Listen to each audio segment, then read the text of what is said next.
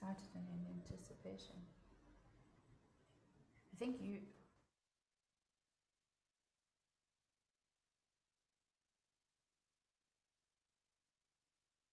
Anna, how you doing?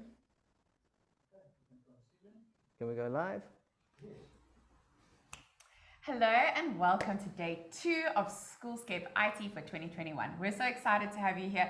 We had such a good time with you yesterday. I think our tanks were filled up. We miss in-person events so much, and so many of you commented and said you missed them too. We can't wait to have you back in a venue giving you coffee. Yes. But for now, this is wonderful for us. We so enjoy the engagement that is happening here between schools and companies and exhibitors, and it's wonderful. So welcome back to day 2. There's a jam-packed day. Do you want to tell us about it? So we've got a jam-packed day. While I'm doing that, Kev, if you want to pop up on stage, and then just today, so we have 3 schools that are going to be presenting on device management, and they're going to be from Microsoft to Google to Apple, but they're also going to give tips no matter what you are kind of device-wise have. And then after that, we've got a couple of companies that are going to be talking about kind of managing systems across the school. So it is jam-packed. Kev, I see you on stage. Do you have a baby name yet for your new baby? I don't have a baby name, Pete. All right, so ladies and gentlemen, in the chat bar, if you had a lovely baby boy, what would you call it? Let's try help Kev. I think he needs the help. His wife's going to hate us after this. But Kev, no, congrats on the new baby. If anyone has a good name, please pop it there. Please also in the chat bar say hi and where you're from. We see we have a couple of people put in there. So I see Clint is saying the baby's name should be Clint. Dominic is saying the baby's name should be Dominic. Kev, wow, guys, creativity's flowing this morning. All right, Heidi's not giving her own name. She's saying Merrick. That's great. But Kev, while people are putting some names down, thank you. I see you got some hydroponics in the background. That is pretty cool. But Kev, from yesterday's morning session, what stood out to you as an IT manager at a school? Sure, Pete, that's a difficult one because there was a lot.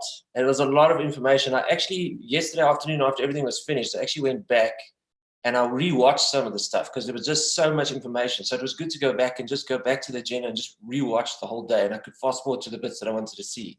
But I think Claire Buckler from, I think is it Davenport High? I can't remember. Yeah, Davenport in the UK. Yeah, that was excellent because it was kind of where we wanted to be as a school. So where we would like to be as a school, they've already done it. So all the way from 2013 to now, just that process that they took, when they introduced Chromebooks, what Chromebooks they used or what devices they used.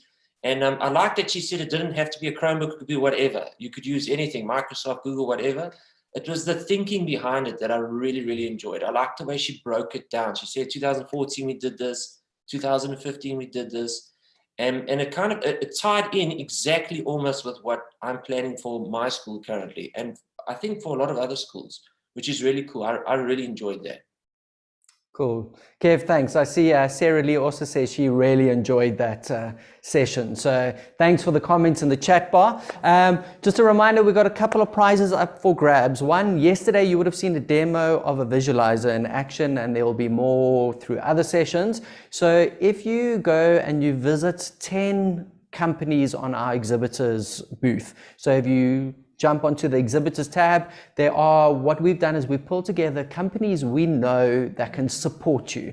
So there are quite a lot of them. You only need to visit 10, and if on 10 of them you kind of click that you're happy for them to send you some info, you say hi in the chat bar and you like them, you can go into the prize, and PPM is sponsoring a visualizer and a camera worth $5,000, and it's amazing. They say you'll be able to teach from anywhere in the world with that. So with what's happening, and I can't mention the word at the moment because if I mention that word, you can also get a prize. I think it's absolutely incredible. So please check that out. Also, just one shout out for the team at My Cyberwall. If you visit their booth, they're going to be doing a live demo from 2:30 to 3. So if you are looking for resources for your teachers when it comes to teaching, please go check that out, My Cyberwall. They'll be doing a live demo on their booth. And then we had a social media competition from yesterday. So we're very excited to see you all following us and connecting with us on social media. If you missed that, we want to shift communications to using more social media to keep you up to date. and on the minute with what Schoolscape is doing. So yesterday we ran our first social media competition. That was just like or follow us.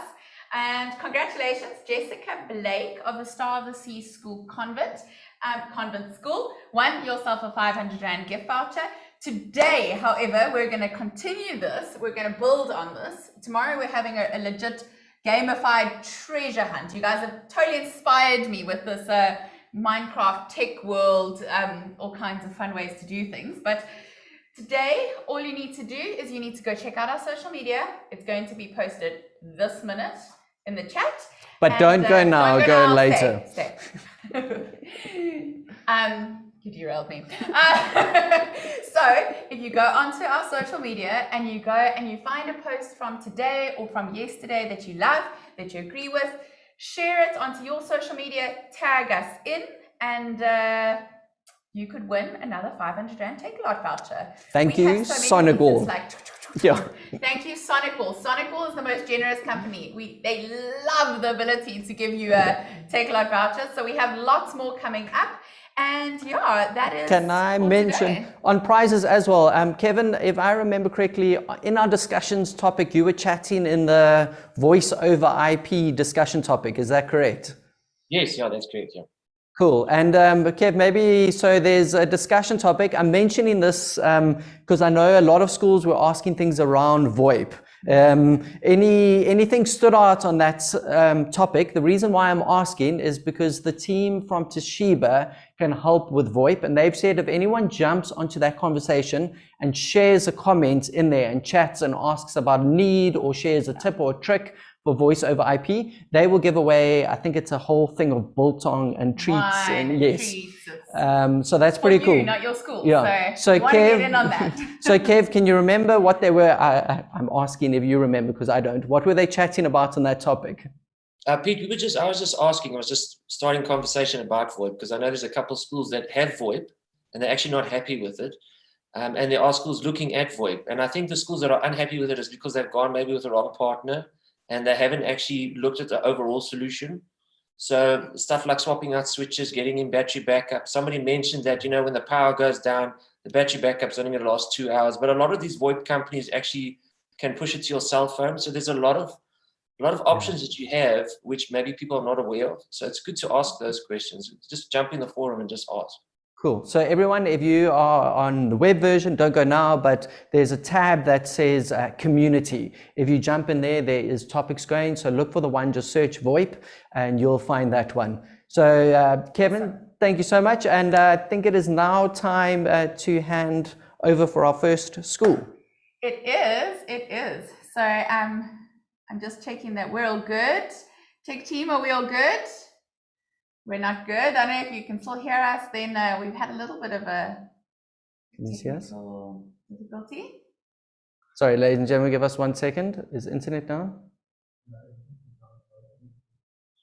There we go. All right, we are up. Sorry about that delay. Every now and again, our screen over here freezes. I know all the IT managers out there will identify with that. All right. Anyway, okay. So welcome, Lyneth. Lyneth, if you can say hi and unmute, and we can see you on. Let's just check your sound. If you want to just mute and unmute again, Lyneth, then we can just check that we have got you loud and clear. You can see that you can see us. Hello, come in. Maybe it's us that can't hear. Can you hear her? No, you can't hear her. Okay, I'm going to intro Lyneth, and Lyneth, you can just, Annika will help you in the background there. So Lyneth is actually from, gosh, now this has definitely thrown me. I'm going to look at my notes. Give me a second. And also just while Lyneth is coming on, maybe the team from NB Consult, if you are in the background, if you also want to come on stage while we're finding Lyneth. And I'm going to disappear around the corner and go sort out tech issues. There we go. Okay, if you leave me to talk. Right, so the next part of this section is all about mobile device management. So mobile device management is a hot topic in schools at the moment around deployment, how to manage those devices. Is it bring your own devices? Is it school devices? So we are going to be looking at 3 areas of this, looking at it from a Microsoft School Intune perspective, from a Google School on Chromebooks and Google deployments and mobile device management there. And then also with Digicape, we're going to be looking at Apple schools. We know lots of you are using iPads in your schools, and we're going to look at that JAMP software on how to use device management on Apples, be it Macs or iPads. So pretty much it is a jam-packed morning of very cool things around mobile device management. We know most of your schools are now working on some kind of devices, so we wanted to tackle this topic head on. So in about a second or so, I'm hoping, Lyneth is going to come back on. Lyneth is from Brescia House, and Brescia House and Stain School are pretty much, in all my research and that, and I'm sure there's some more out there, it'd be great if you could post and help other schools along, have actually deployed Intune, are using it to its full capacity in the school. So after that, NB Consult is going to come on, and NB Consult is going to talk about how they can help schools. They're our top 21 partner for Microsoft, so how they can help schools then get the ball rolling with Intune. All right. I've got a question for the chat, Ash. Awesome, yeah, Kev. Hello, everybody can hear me? Oh, there we go. We've got Lyneth. So Kevin, go with your question. I was just going to say, can they maybe put in the chat what mobile device management system or solution they're actually using at the moment? But that would be so helpful. Yeah, all the best, Leonard. Thanks very much. Awesome, thanks. So it'd be really good. Thanks for that, Kev. It'd be nice to see what you guys are using, if you are using anything at the moment. I hope for your IT manager's sake you are. So good. Shoot in the chat bar on that. Linus, welcome to the stage. I am going to now hand this over to you. We can see your presentation. And you can unmute again. You can hear me again. I can hear you and the stars align. Thanks for sticking that up with us. Absolutely. Linus, over to you. We're so excited to hear your school story. Yeah, thank you. I then missed what you said about me, Ashley. So forgive me if I... You are wonderful and amazing. And I have to tell you guys a little secret. Linus did jump on it on Monday. We had someone who was ill and couldn't fulfill their speaking slot. And Linus was on board, keen. In about 5 minutes, she was going to do it. So we're super excited to hear what you have to share. And thank you for being here. Thank you for having me. So I work at Brescia House School. We are a Microsoft Showcase School. I am a Microsoft Innovative Fellow, and most of our teachers are MIEs. We have been a Microsoft Showcase School for 7 years now, and so we generally try and do everything Microsoft. We use Microsoft Device Management System, which was previously called Intune. We use it for the following areas. We use it for device configuration, compliance and updates. We use it for pushing out our apps, for our endpoint security and our device enrollment. So here's an screenshot of our dashboard. It's part of our Microsoft 365. We are fortunate enough to have A5 licensing.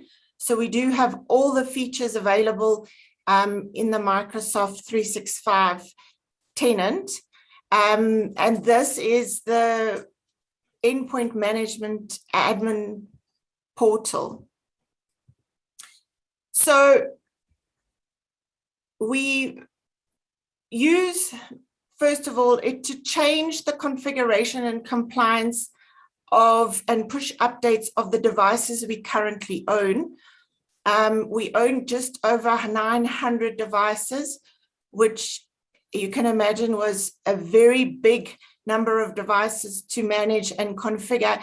And a few years ago, if we wanted to change, so I remember when we went from Windows 7 to Windows 10, we literally had to ask all our girls to bring their laptops to IT, and we hired extra support staff who manually installed all the updates. Now we can push all that through the platform. We can push things like our Wi-Fi settings. So if we want to change the password, we can change the password, and we can monitor who gets the compliance and the configuration. As you can see in these screenshots, these you'll see we have two profiles because we actually manage our Apple iPads through the Microsoft Endpoint platform as well. So we have the Microsoft Windows Wi-Fi settings and the Apple Wi-Fi settings, and it pushes them out to any device, no matter where they connect. So as long as they connect on the internet, which was very useful last year, because if we needed to change something, even if our girls were at home, they managed to connect. So here's a screenshot of all the different configuration policies we deploy. Some are Apple and some are Windows based, and some we still are testing or use when we need to restrict if we're not on holiday or at home or learning from home. So we also push out all our Windows features updates, so we can change from 21 H1 to H2 when it comes by simply changing the compliance property, and then we push it. Everything we do on security groups, which are actually assigned to users. We have very few group policies left that are connected to our actual physical DC, though our physical DC is actually in Azure. We don't push device policies, we push rather user-based policies. So we also use it for device setup. It has drastically reduced the amount of labor required. Previously, we deploy about 150 laptops every year between November and the beginning of December. And in order to do that, we had to have a whole team of technicians to set up all the devices. And each device required a large amount of time of a technician actually sitting there. Now, because it connects through the cloud, for example, last year when we needed to deploy TeamViewer, instead of having to run around the school to every classroom, share an EXE, we can actually push non-standard Microsoft apps, for example, TeamViewer. We also deploy our paper cut solution using this, so we don't actually ever have to touch the devices. So we still have an installation form, but as you can see, we can push Apple and Windows apps to the two different devices we use. The device gets logged on, and because you're logged on, the apps will be installed. And for example, if you uninstall TeamViewer, it will actually reinstall it. And it will always install the latest version of the app. So that's very useful. It once again cuts down on time and labor. Here's how we can monitor it. So for example, we can monitor, that's the installation of Teams on our iPad devices, and how many are installed and versus how many failed, and we can track the device or the user status. And once again, we do all this through user security groups. So we also manage and monitor the security of our devices. So we push the antivirus, the baseline antivirus that you have to join. We've deployed things like BitLocker. It silently installs BitLocker and retrieves the key which it stores in the portal for us. And the user or IT don't have to do anything. It's just when the device connects to the internet, the next time the configuration downloads and the setup begins.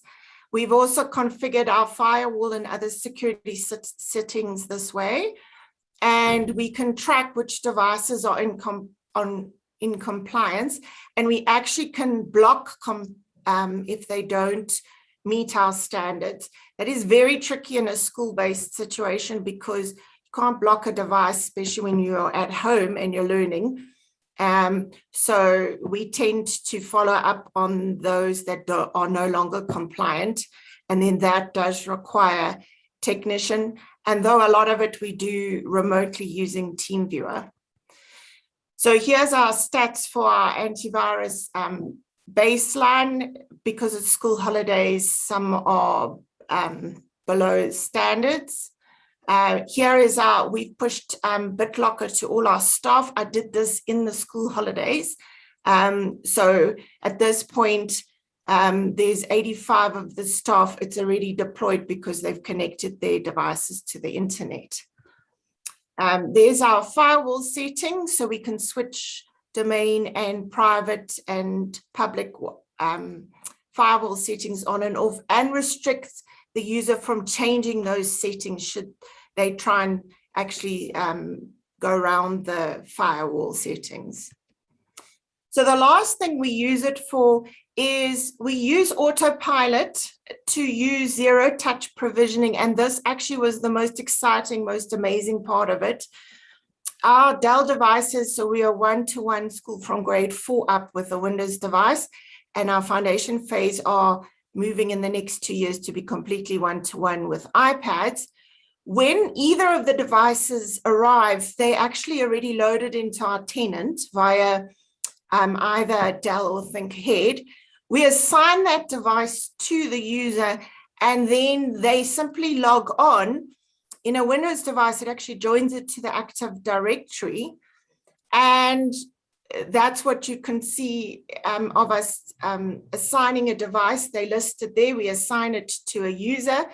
And when they log on, you just leave, it's connected to the internet, you leave it, and all the other options happen. So it joins the device to the domain, it sets it up with Windows, the latest version, it installs the updates, it configures OneDrive, Outlook, puts Office on the computer. So this is the most, it's what I've always wished for, and we managed to get it right last year, and we've even actually had to do it remotely, as in set them up at my house for delivery to students, so we know we're near school.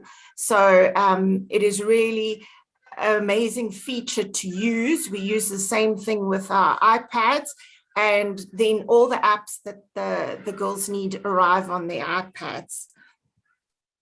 So I'm not sure if there are any questions or how I'm doing for time, because now I cannot see anybody or read the chat. So maybe Ashley. Lynette, can you hear me? Yes. Perfect. Okay. No, I am here in the background. Lynette, you have 4 minutes left, and yeah, loving what you're having to share. Very excited about it. In terms of questions, no, I'm gonna let you carry on, and then I will pose some questions at the end. Oh, okay. Perfect. So I just wanted to show you in a live view what the portal looks like. So this is our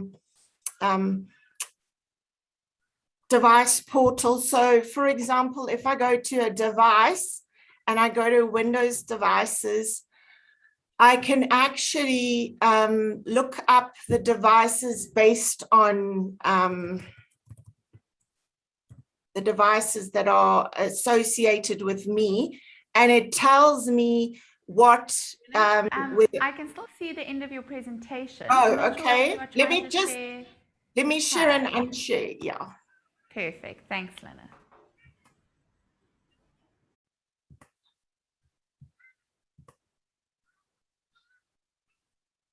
Ashley, are we good? Can we see now? Yes, I can see now. Thank you. Okay, so this is our portal. And for example, if I go to Windows devices and I search for my devices, I would be able to see if they're compliant or not compliant. And these are all joined automatically to the domain via the policies and the configurations that we have set up. So if I then go into one of the devices, I can actually go and see why this device is not compliant by selecting the different settings of that are required. Mine's not compliant because it's running Windows 11. So it's sitting in the preview of Windows 11, so it says that it's not compliant with the latest version of Windows 10. But then I can see what policies are applied to it, and I can go and check at the health, and I can find out the information of what is installed on there. The same actually goes for our iPads. We can look up the iPads. So this is an iPad that is joined automatically to the Intune or Microsoft endpoint, and I can see what apps are installed or whether the latest update is installed. Amazing. Lynette, I actually do want to ask you a question just at this point. If a school is sort of looking to start this device management journey as they're deploying more devices and it's getting sort of unmanageable to do it day by day, where would you begin? What would your suggestion be for those schools that haven't ventured out to Intune but are looking for something like this? So it depends on what Microsoft licensing, and I know Charmaine and Vivian are more able to answer which license you need for what. But actually within Microsoft's tenant, once you have those, there's a whole lot of security-based options where they tell you, for example, here is the view, the security baselines, and you can actually just implement that policy into your system. So it is very user-friendly that way. Of course, I have lots of friends on Twitter and on WhatsApp and in America and in South Africa that helped me figure it out. Like Bitdefender, we had to work it out for ourselves to do it silently. So you need a team of people that you can call on, and I'm willing to help anybody who wants to know more. But Microsoft are very useful. Okay, awesome. All right, guys, I think that is that for this part of the Microsoft deployment of iTunes part. So, Lynette, thank you so much. Like Lynette said, it takes a team. So we really appreciate your time. Please reach out to Lynette. She is also just an attendee and under speakers here. Connect with her, chat with her. It's why we do events like this. So thank you so much, Lynette. Thank you for your time. Thank you for jumping on with us. And next up, we are going to bring on Charmaine and Pierre. Charmaine and Pierre are from a company called NB Consult. Now, NB Consult, because we want to put you hand in hand with a company that can help you in this process, they are our top Schoolscape top 21 for 21. They were our Microsoft partner in this. And so we're going to bring them on to just discuss how they can help you step by step, a bit of hand holding with this deployment, what licenses you need, and just from a Microsoft side, give us some insight. So please join us on stage, Charmaine and Pierre. Hello, Pierre. Welcome. Nice to have you on. Hello. I can hear you loud and clear. Is Charmaine joining us too in this moment? Is she on her way? Hello. I can hear you in the background, Charmaine. Awesome. Awesome. Awesome. I actually originally met Charmaine at Microsoft. So she is a bit of a Microsoft guru, I would say. And they're going to just talk us through implementing Intune. Is it accessible to you? Where can it become accessible to you? And yeah, we'll take it step by step from there. So Charmaine and Pierre, the floor is yours. Thanks, Charmaine, thanks. I was told that I mustn't wear my glasses because of the glare, but I see my hair is doing a good job for that as well. So sorry, guys, just sort of, we'll make sure it's blonde, not gray. It's blonde. Beautiful, beautiful, shiny blonde hair. Thank you, thank you. So yes, let me get started over here. Then we've only got a few minutes. And so to introduce myself, I'm Pierre Devereaux. I work at NB Consult on the managed services side. We're also consultancy, and we do a lot of Intune. I'm very on the technical side, and I've been asked to keep this short. So I'm going to do the impossible and try and keep it short because I get very excited about the technology and then I just ramble on for hours as I'm doing now. Charmaine is joining us as well. Charmaine is our head of learning at NB Consult, and she works a lot more with the schools and setting all of that up. So we've got a short little discussion that we've sort of prepared for everybody over here, and it's just a very high level. It was very nice, Linus. The presentation that you gave is actually the back end of a lot of the things that we're going to talk about today, which is very great. So just as an introduction, we're going to be talking about Microsoft Intune for education and how all of that works. So we'd pretty much start by saying, you know, what is Intune for education? Linus showed a lot about that. But very simply, it's a cloud-based mobile device management for schools. So, you know, you see the acronyms running around of MDM and MAM, you know, device management and application management, a single place to do all of this. It pretty much helps the teachers and the learners stay productive and on their classroom devices, keeps the data secure on the devices. And as Linus was showing, it's done from a single place. You don't have to go out to all the different learners that you have on their actual machines. You know, a little bit of a background. As I said, I am one of the more technical guys, but just sort of to touch on it very lightly, it's done through policies. So, and it's done via groups, which makes it very easy to manage. In other words, you create a group within the back end of your Microsoft Intune side, you assign your learners to that group, and you can then manage devices and a whole bunch of learners with a single click, pushing out those policies, making sure they go out. And as we saw on some of the consoles previously, you actually get the reports of whether or not they've gone successfully and whether or not there's any issues. So managing your devices and your apps through Microsoft Intune just becomes that much quicker and that much simpler. So Microsoft Intune works with Microsoft Endpoint Manager. So if you, and they synchronize, by the way. So if you do any changes in Microsoft Intune, it is going to synchronize through to Microsoft Endpoint Manager and vice versa. Any changes your IT guys make in the Endpoint Manager, it will go through to Intune. So what are some of the features that Intune offers? We've seen some of those consoles now. It's very, very important to realize it does a diverse mobile ecosystem. So big words for saying that it does Apple devices, it does Windows, it does Android, it does the whole lot. So it definitely makes it nicer because you don't need to worry about what your learners are using. You're able to manage their devices as well.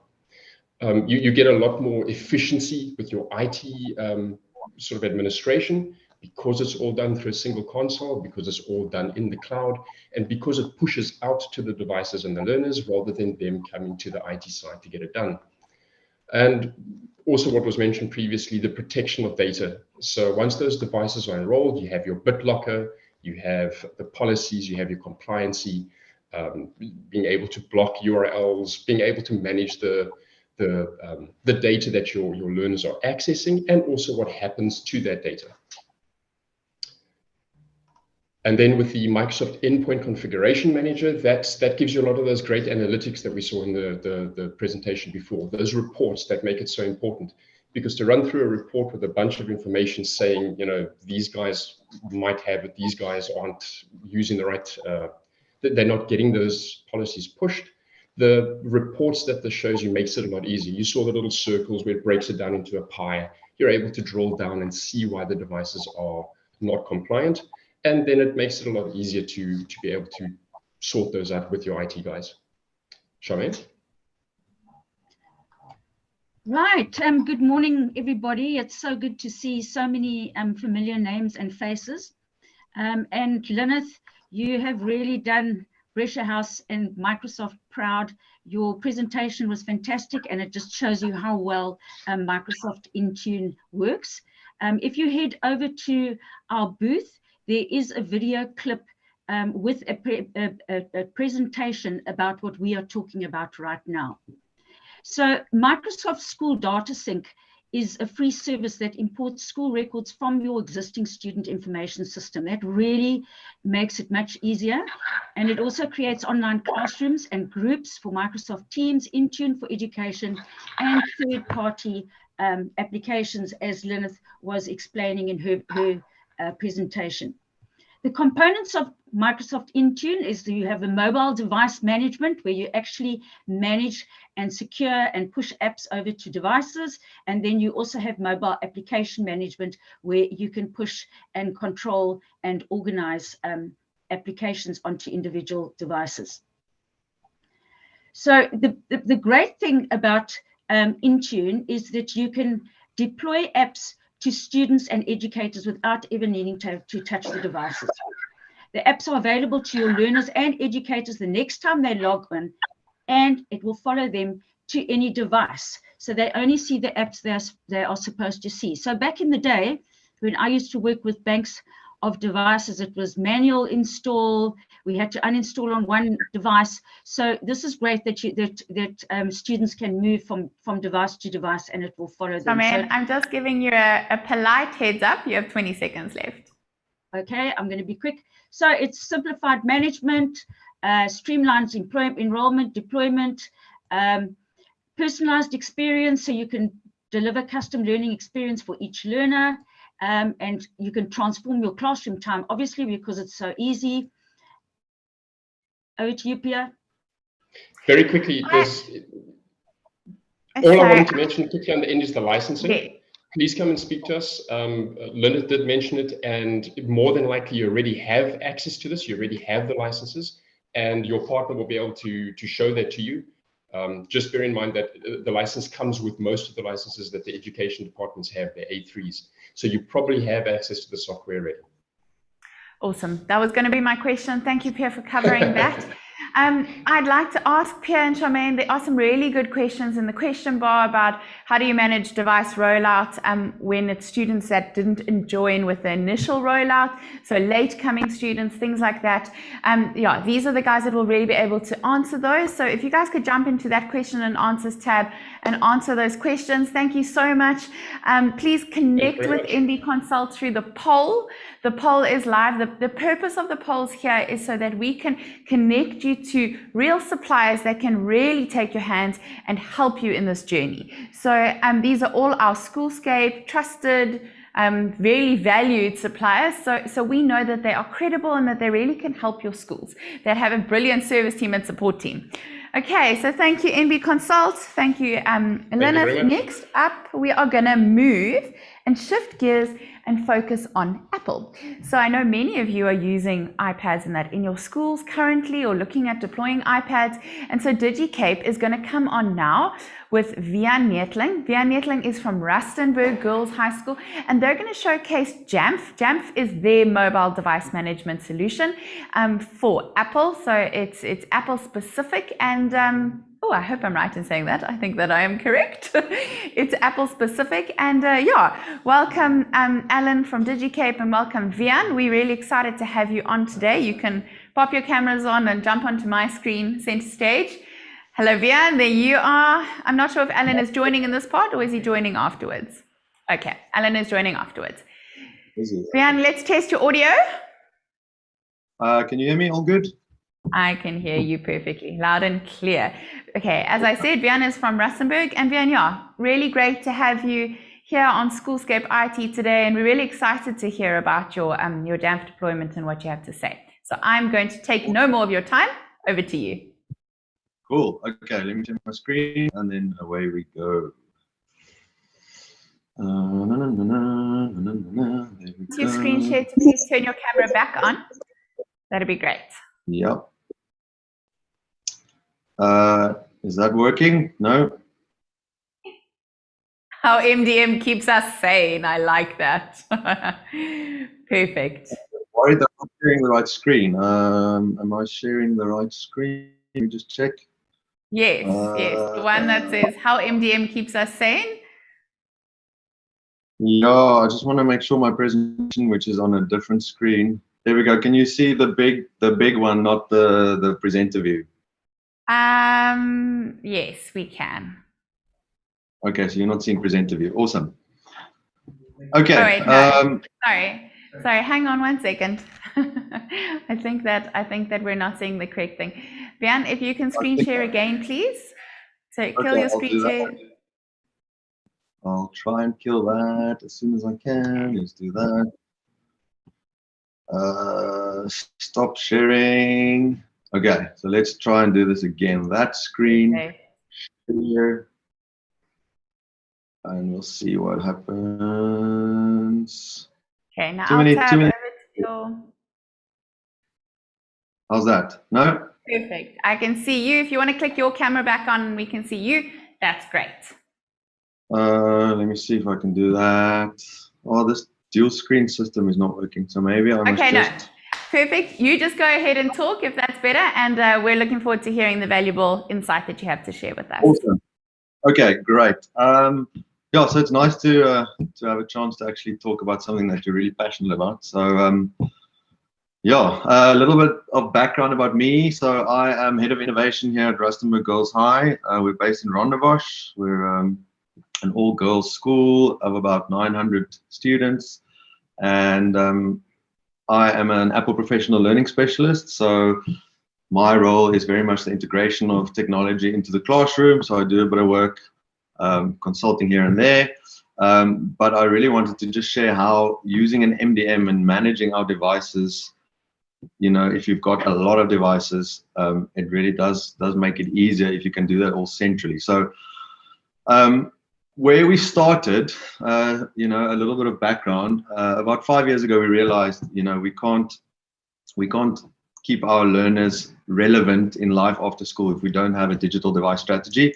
So we kind of sat down and did a lot of research, and as you know, with technology, depending on who you talk to, each person's got their own opinion on things. And we decided actually we want to gather our own data and not just use the data that's already existing out there. So we decided to run an internal trial, quite a full-on trial. It took us about 2 to 3 months. We had lots of devices, and in the end, we ended on an iPad. And why did we settle on the iPad? Like, if you know, as if I can sum it up very quickly, is the security of the platform, but also the integration of the management of it. So the nice thing about the iPad is that your MDM and your management solutions is built in straight into the operating system. You don't have to add any apps or whatever. So we really like that. And initially we just used Apple's sort of own MDM solution. We only had 60 devices for staff, and that worked fine. But we knew that you know, as soon as we added more and more people to the mix and more devices to the mix, we'd have to move to something a bit more robust. So with our partnership with Digicape, you know, they recommended Jamf, which was initially called ZuluDesk. Or it was initially ZuluDesk and then bought over by Jamf, but they have a big focus on education, which we really liked. It sat really well with us, and they're specialists in Apple products. So yeah, the acquisition by Jamf actually helped us a lot more resources, much more support available, which is really, really nice. And the interface is pretty straightforward. There's no steep learning curve. And I just wanted to share some of these ways in which it actually helps us. So before we start, maybe a good idea would be to show you a little example of the dashboard. You know, it's like an overview of some of the things you can see. For example, you can see here we have 634 devices that we manage currently, almost as many users. It shows you, you know, popular versions of iOS. For us, it's really important that everyone in our environment is on the same sort of base version of the operating system. So we keep 1 or 2 devices on the previous one just for testing and in case we need to revert to stuff. And some of our popular device models. So you can see we've got from iPad 6th generation all the way to some iPad Pros and then Macs and things like that. So a splash screen, this is my device. It gives you a little overview of the device, you know, information at a glance. I can see the battery level, which is not great. I probably should have charged it. And the available space.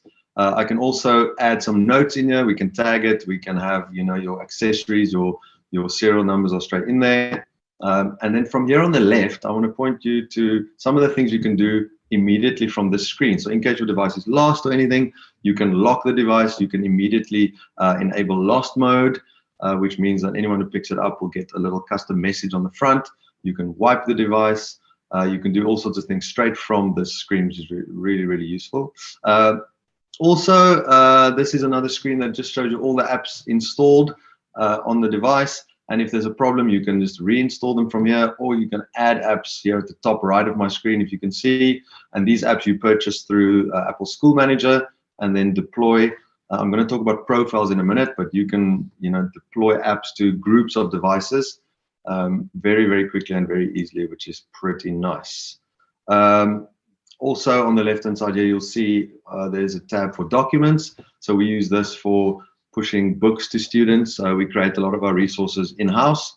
So for example, the English department will create an English workbook, which might be quite substantial, and then we can simply deploy that to, let's say, all of grade 10 at the start of the year. So when they open the iPad for the first time, that book is in the Books app. Some departments prefer to do it term by term. Others do it in one go for the whole year. So it works pretty nicely. Right, so how does this actually work though with our deployment? Well, the nice thing is for us, we roll out about 200 new devices every year. So, 200 iPads and some Macs and what have you. And the nice thing about this is there is no touch from our side on the device. It's a non-touch deployment. We can set it all up before.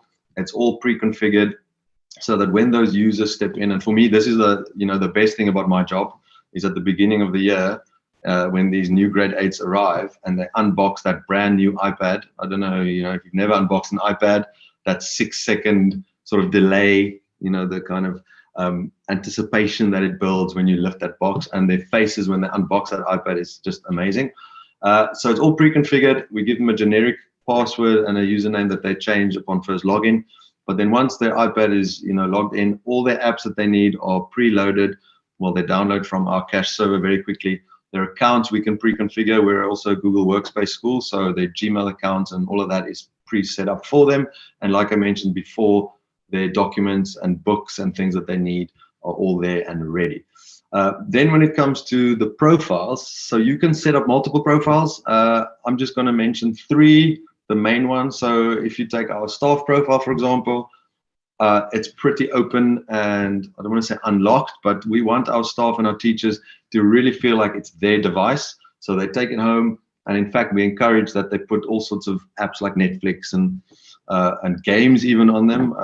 I remember when we first rolled it out and I had a session with a staff member, they had 8 screens of apps, and if you know an iPad, it's got about 30 apps on each screen, so you can do some quick maths. And this teacher had, I think, 174 games installed for their children, which was quite funny. Yes, we encourage that, so to get them used to using the iPad comfortably. They can download their own apps, as I said. And then for the learner's profile, that's obviously a little bit different. So for the learner's profile, it's a little bit more locked down. We limit what they can access. We control the apps that they can download or that they have. Sorry, they can't download any apps. And we also deploy the books that they need as we kind of see fit. And we can make little changes. One of the changes we made recently, for example, was to force Bluetooth on at all times, because we've realized that sometimes it drops out and that causes a little bit of an issue. But then you just simply change that in the profile, and in about 5 seconds it happens across the school with 600 devices. So that's pretty nice.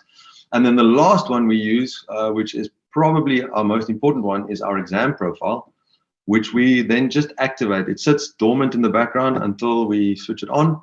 And then once that gets switched on, it's time-based. So in the morning from, let's say, 7:15 until the day ends at 3 o'clock. There's even more restrictions on students. So when they're in school and they're studying, we limit access to apps like YouTube, for example, so that they don't get that little temptation to sit in the back of the classroom and sneakily try and watch some YouTube. We've got complete control there, but then when they leave at the end of the day, then YouTube appears back on their screen. So it's very, very straightforward. Okay, and then finally, JAM's got a really, really nice parents app, which has been updated recently, and we are actually rolling it out en masse pretty soon, probably by the end of this week or next week. I've said it now publicly, so now I have to do it. And the nice thing with the Parents app as well is that there's an Android app, there's an iOS app, there's a web app. So the parent can simply download the app on the App Store, and then the student's device has a QR code generated. You bind the student's device to the parent's device, and then they've got control. So again, that's time-based. So we can allow parents to, when the students are outside of school hours, the parents will have full control. Let's say, for example, one parent wants their grade 8 student to stop using an iPad at 9 o'clock at night, then that's what they can set up. But a grade 12 might have a project due the next day, so they might need a little bit more time, to work late in the evening or whatever. The parents have full control over that. However, for us as a institution, we still maintain control, and there's like effectively a kill switch. So if, for example, a student comes into school and parent has accidentally forgot to turn off some restriction, we can simply override that when they get into school the next morning. So that is a very, very useful feature for us. Ashley, how am I doing for time?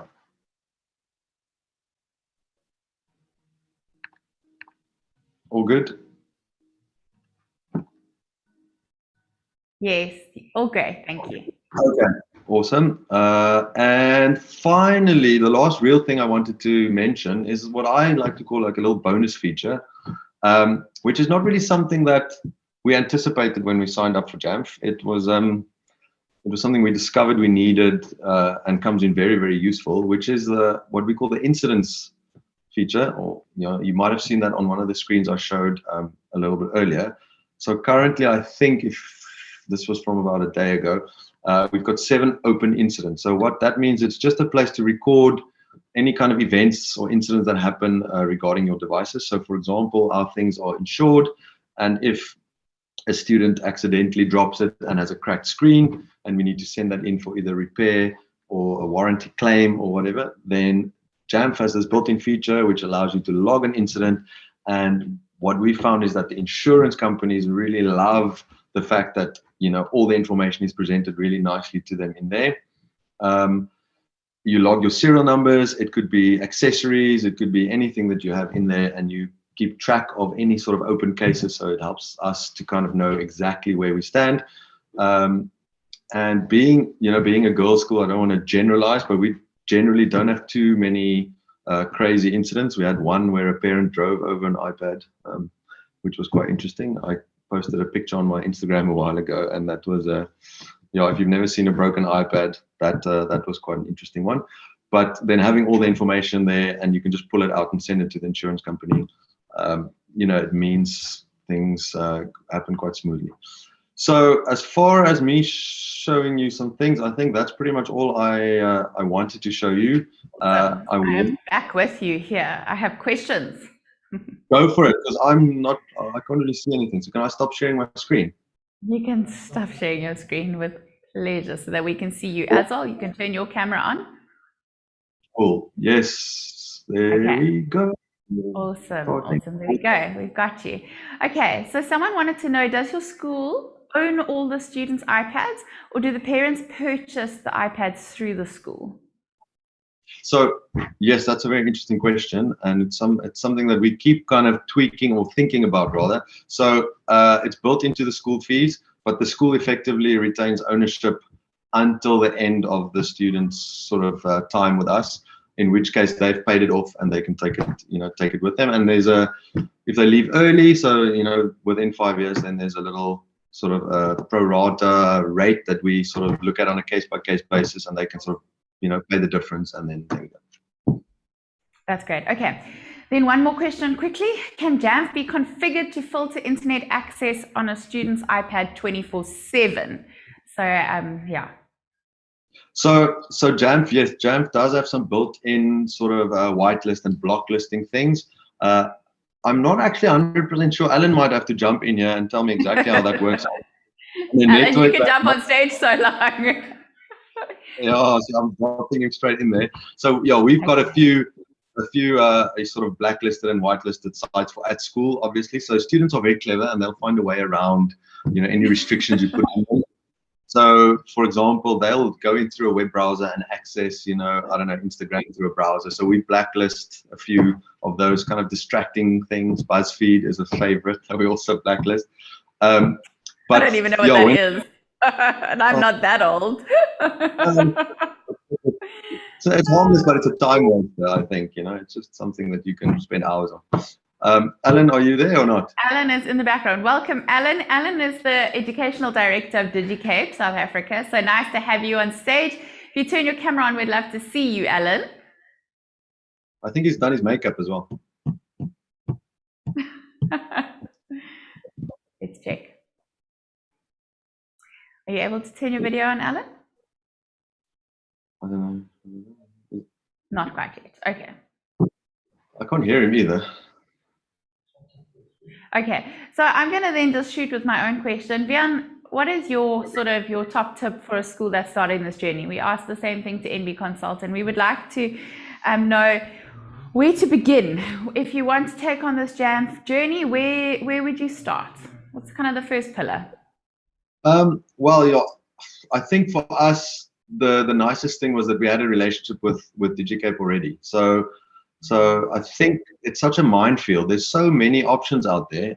I actually attended BET in the UK about 2 or 3 years ago and visited every possible MDM stand I could find, and there were so many options out there that it's actually a little bit daunting. You know, it's actually quite intimidating to pick one, and you kind of make your bed and then you have to lie in it. So to talk to someone who has the experience and first-hand knowledge and whatever does help. So I would say that having a partner who can, I'm not teeing up Digicape here, but that's kind of has helped. It made life a little bit easier. Also, the cost, to be honest, wasn't extortionate, because when you think you start with 60 devices and 60 devices times whatever is not that much, but when all of a sudden you've got 1,000 devices, that's a different ballgame, and it's an annual subscription and what have you. So all of these things, you have to take into account, and I don't know, once you pick, you kind of, stuck with that for a while, I would say. So do your homework is my advice. Ask questions, visit other schools is my advice. Okay. Alan, can you hear us there in the background? I'm going to check with you quickly. No. Okay, so we're going to bring on Ashley Lawrence from Sonic Wall. We'll loop back around to Alan hereafter. So, and I mean, actually, when we're discussing things like securing internet and filtering things, and that, having a provider and a partner like Ashley Lawrence from Sonic Wall to back it up is always necessary, along with your mobile device management. So Ashley Lawrence, you can jump on stage. Ashley is one of our sponsor partners, and we're going to quickly chat to Ashley about how mobile device management and still having a need for cybersecurity and a cybersecurity provider, how those two integrate and how they work together. And hi Ashley, welcome. Hey, hi there, can you hear me? Have you back today? Yes, we can hear you loud and clear. Fantastic. Let me just change cameras. I think we're there. There we go. This camera. This is your better side. If there is such a thing. Cool. So today, there's good news, bad news. Good news, bad news is the third time you're seeing Sonic Wall on stage. The good news is we're not, the royal we, I am not going to do a Death Point PowerPoint. I just want to kind of recap some of the things we've discussed and kind of unpack in a bit more detail some of the bits that we wanted, that we've covered already. Awesome. Ashley, I'm gonna jump in here. I'm gonna share some other really good news quickly, and then you can carry on. We're going 100%. to, in this little insert, give away 2 of Sonic Wall's 500 Rand Take-A-Lot vouchers. So Ashley, again, from all of us, I wish I was a teacher at this event. Side note, my birthday is coming up, Ashley. Sonic Wall really kindly gives us a lot of Take-A-Lot vouchers to be able to be generous with. And so in this session, we're going to give 2 away. One will go to someone that enters yes or no on the poll that is going to be posted now. If you'd like Sonic Wall to do a cybersecurity assessment at your school, or just start to chat to them, I'm gonna ask Ashley about the amazing specials that Sonic Wall is also working out for Schoolscape schools at the end of this. So if you would like to enter that poll, you stand a chance to win a 500 Rand Take-A-Lot voucher. And we also want to hear, just from the school side, what is your best cybersecurity tip or thing that you've learned while implementing cybersecurity in your school? So if you share with that in the chat bar, you'll also have a chance to win a 500 Rand Take-A-Lot voucher. Right. Ashley, chat us through cybersecurity and mobile device management. Well, today we're going to be talking about obviously securing your devices within the school, as that's obviously the brief today. So yesterday morning, Oz spoke to you about the threat landscape and the effects the pandemic has had on education. Oz gave us some more practical advice on where to start with 5 key pointers: get educated, check your passwords, ensure your antivirus is up to date, add a layer of dual-factor authentication or 2FA, or multi-factor authentication, and obviously to keep a clean offsite backup. So one has to ask a quick question, and an extra 500 Rand voucher for this. thanks, Ashley. You need to just throw this one in out there. Who has checked their email address on the Have I Been Owned website? And I think what we need to do for the prize is to find out who has been owned the most, and that subjective answer, but let's find out who's checked, who's been owned, and as a consolation prize, Sonic will give you a $5 voucher and a free security assessment for your school to get Perfect. you You can drop that in the chat bar, so you can say what school you from, and how badly has your password been hacked. Please don't share your password. We don't want to know it. Yes. Or your email address. Well, you have to share that later for your voucher, but that's a different one. Okay, carrying on. In the afternoon session yesterday, I took you through some cybersecurity framework, talking about a holistic approach to reviewing people, process, and technology. And today, obviously, this morning's session is about helping schools with securing devices. So to start with, we need to understand what devices. And obviously, we've looked at workstations, laptops, tablets, even smartphones. What operating system? Windows, Mac, Android. Are these devices school-owned / school managed, or are they privately owned by the pupils? My kids have Android devices at school, and obviously they're owned by the kids.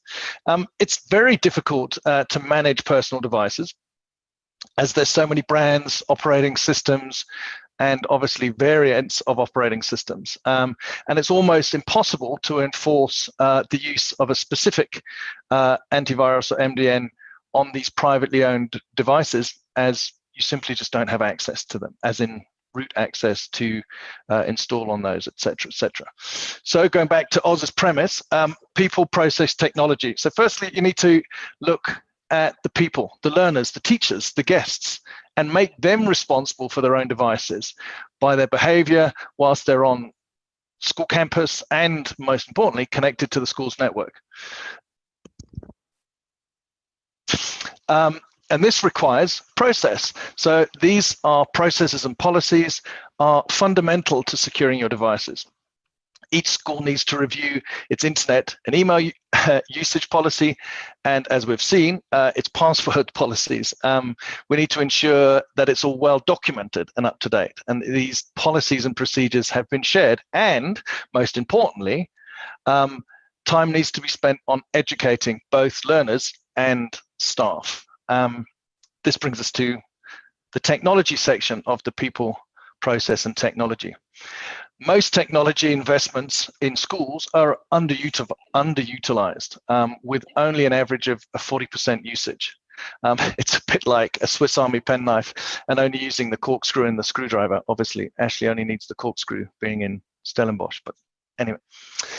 The great news is, once your school has taken advantage of Sonical's free security assessment, you'll have clear visibility into the threat landscape across your network, and you'll understand where your gaps are and the technology investments that are being underutilized. So whether you're a Microsoft school or a Google school, you should have access to the dual factor authenticator, to dual factor authentication in apps like the Authenticator. And it's kind of key that you turn this on or utilize this functionality. At Sonical, we use the Microsoft Authenticator, and this is controlled on our personal devices, and it allows us access to network systems and resources. So, awesome. Perfect. It is time, Ashley, unfortunately. Do you want some closing comments? No. Closing comments? Yes. So, I mean, the only thing would be to reach out to us. As we spoke about yesterday, we are offering free security assessments. It's with a local partner. We have partners around the country.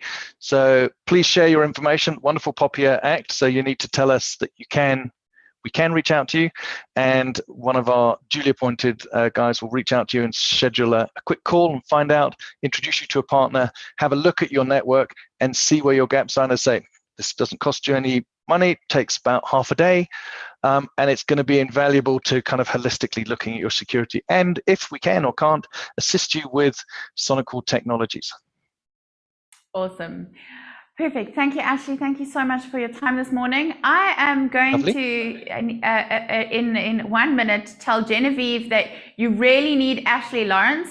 I think in your personal home capacity, school capacity, and everything else, because Genevieve had been owned 15 times. So Genevieve, please change your passwords. And please get some cybersecurity. So Genevieve, you are our lucky winner of a 500 Rand Take-A-Lot voucher. We're going to hand out those other Take-A-Lot vouchers in the next session. But again, please connect with Sonic Wall. They are giving out, or they're not giving out, but they are very, very, very willing to do is come in and do a threat assessment for no cost at your school. What I did want to chat to Ashley about was specials that they're running for Schoolscape schools, but connect with them at the Expo booth. They've got incredible rates that they've negotiated just for people at this summit. So if you are needing cybersecurity, please contact them.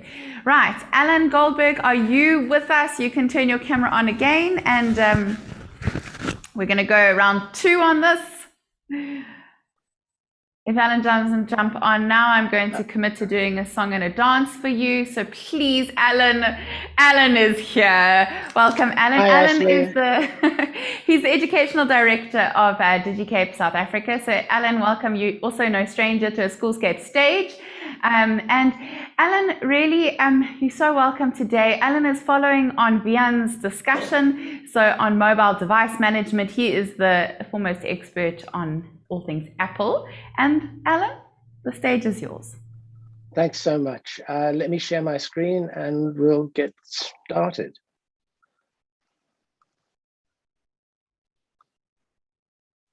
Okay, hello everybody. Hello from Digicape. Can you see my screen, Ashley? Everything fine? Perfect, I can see it, Alan, great. Thanks so much. So sorry for the delay, everybody. It worked perfectly in rehearsals, which I'm sure is a phrase that's been uttered by a million people before their presentation crashes and burns. But it's lovely to be here. Thanks, Wihan, for a look at how MDM use at your school has streamlined the entire tech process, from deployment to management to assisting the teachers. As Ashley said, my name's Alan. I look after the education and training teams at Digicape. Peter and Ashley and the team have given us 8 minutes to do some shameless marketing and tell you a little bit more about ourselves and what we can offer you when it comes to supporting the integration of devices into your teaching and learning practices. So Digicape's been in operation as an Apple professional and premium reseller for over 2 decades. The team at Digicape opened the first official Apple Center in South Africa. We were the first Apple authorized service provider in the country. Our team's been involved with Apple since the mid-1980s, and we've been involved with Apple in education since the early 90s. So yes, some of us are rather old, but only in body, not in mind. Coinciding with Apple's return to South Africa following democratic elections, we opened up offices in Cape Town, and shortly after became the University of Cape Town's largest supplier. And they became our largest single client, which was wonderful for us.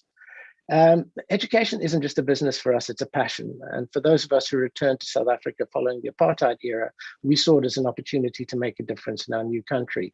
And to quote our first democratically elected president, education's the most powerful weapon you can use to change the world. And we've both seen and experienced firsthand how Apple technology empowers individuals, giving them a tool set for an expression and communication that's absolutely unparalleled. We've been working with Apple for 35 years, both professionally and personally. And as individuals whose lives have been changed through our use of Apple technology, we understand the transformative potential of Mac and iPad. Digicape provides an end-to-end solution for schools, from consultation to sales, from deployment and training of both your IT departments and teachers to full-on tech support. We've got the largest number of qualified service technicians, certified service professionals under one roof in the country, and we have 3 Apple certified trainers in-house. As an Apple authorized training partner, we're able to provide not only ad hoc training for individuals through to institutions, but also certified training for aspiring technicians. Our Apple professional learning specialists can provide professional development to schools, Wihan being one of them, from training to transformation in the classroom and coding. We can train your support team to become certified as support professionals. We also offer deployment courses, and we can offer vision and leadership courses to your management if you're interested. Of course, School closure and lockdown made us reevaluate our engagement methods, just like you. We've run 90 virtual sessions since lockdown started, which are shared in our YouTube channel. These have seen in excess of 11,500 views following the live sessions. If anyone wants to get some free training on everything from Pages to PowerPoint, from clips to numbers to Excel to iMovie, just visit the Digicape channel on YouTube. We have in excess of 120 schools countrywide that we supply and support.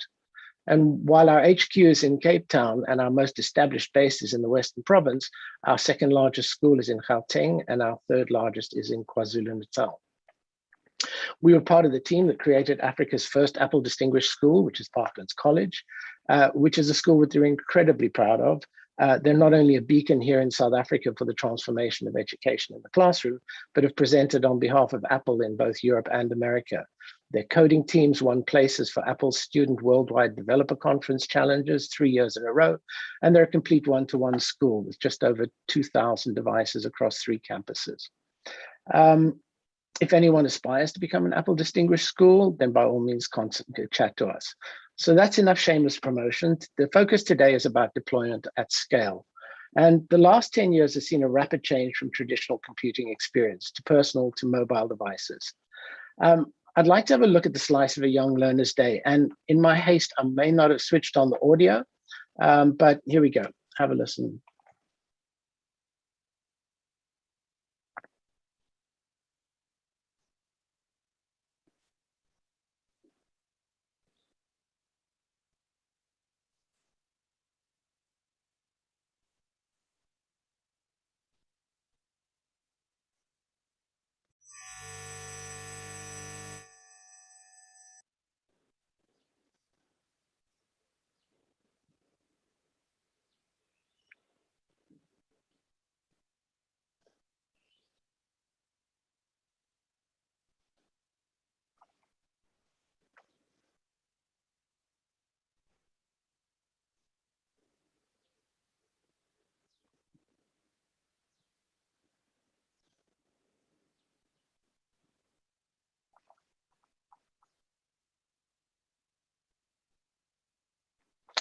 So the punchline of this, if the audio didn't come through, and if it didn't, I apologize, is a young person who's been working all day doing personal and private and school work on her computing device, goes to the back garden, the neighbor comes out and says, "What are you doing on your computer?" And she goes, "What's a computer?"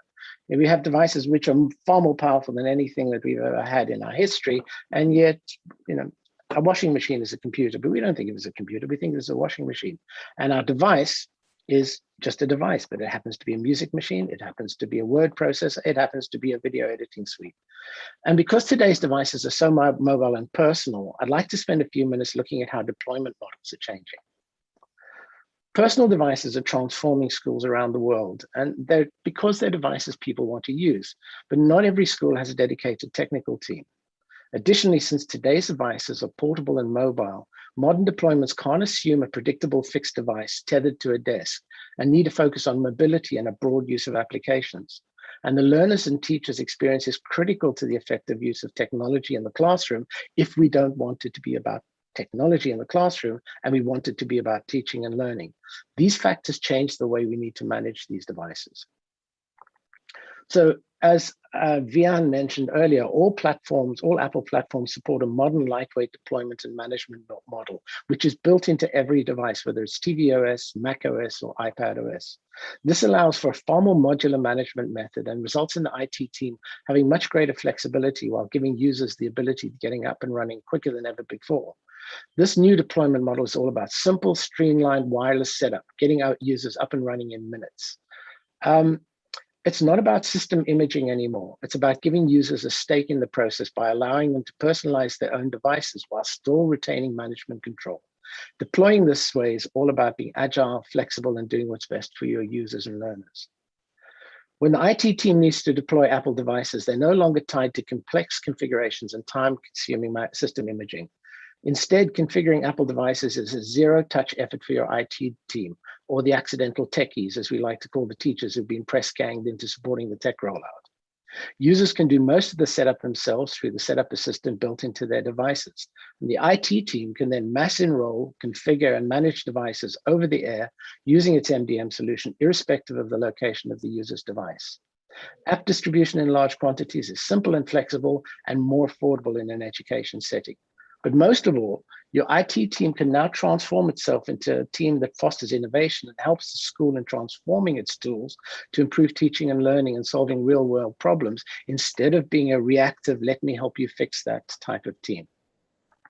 We want you to be able to take a box. I just wanted to let you know that you have 20 seconds left. 20 seconds, Aish. Give me 1 minute 20 and I'll be out of here. Okay, you have 1 minute left. Thank you. We want you to be able to take a box like this, open it up, and have the following experience. If a device is enrolled in MDM via Apple School Manager, all the end user needs to do is to connect it to the internet. Once that's done, the activation process confirms that the device is enrolled and managed through the remote management screen. Tiny configuration payloads are downloaded to the device. From this point, the device is set up automatically, including which of the setup screens are skipped, the appropriate wallpaper is set up, apps are downloaded, and things like the email and calendar accounts, whether they're Apple, Exchange, or Gmail, are set up and personalized, far quicker than the tools that you've just seen. So setting up 2,000 devices is as simple as setting up 10. The future of device management is mobile, and Jamf is the world leader in managing education devices and comes with applications like Jamf Teacher, Jamf Parent, making available additional classroom management tools for the teacher. As a Jamf accredited reseller, we've got the tools and the expertise to take you to the next level in your simplifying your device deployment. I'm running through so quickly. We'd like to offer any school a free 30-day trial for as many devices as you like if you want to test the waters, but not commit yourself. If you want to know more about iPad in the classroom, scale deployment, management of your fleet of devices, even building a purchasing portal for your school, please visit our exhibitors booth, email us, check our website, visit our YouTube channel for free training and getting the most out of your Apple devices. Thank you so much for your time, and we look forward to seeing you.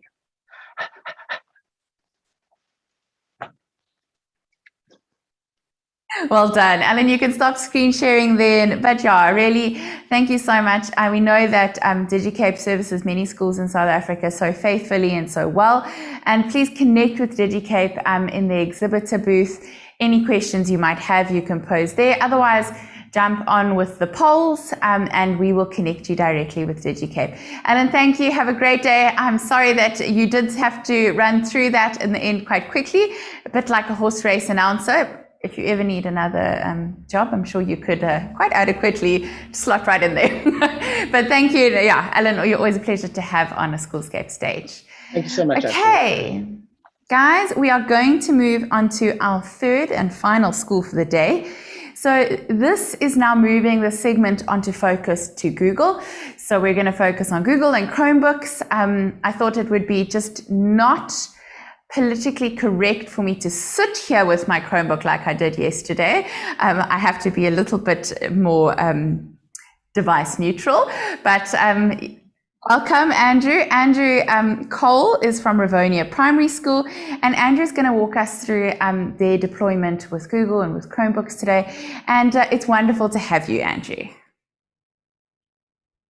Could you just talk for me, Andrew? Thank you so much, and good morning, everybody. Am I loud and clear? You are. You're breaking up just slightly, but let's roll with it and see if it becomes a little bit more clear. I hope it doesn't break up anymore. How's that sounding? I think that maybe your AirPod connection isn't working. Is it better? No, it's very much robotic. Maybe if you want to disconnect your AirPods and just use your device's microphone. Super, how's that sounding? Absolutely clear. Awesome. Please take us away, Andrew. I won't take any more of your time. We're looking forward to hearing your journey with mobile device deployment with Google and Google and Chromebooks. Wonderful, and thanks very much. Good morning, everybody.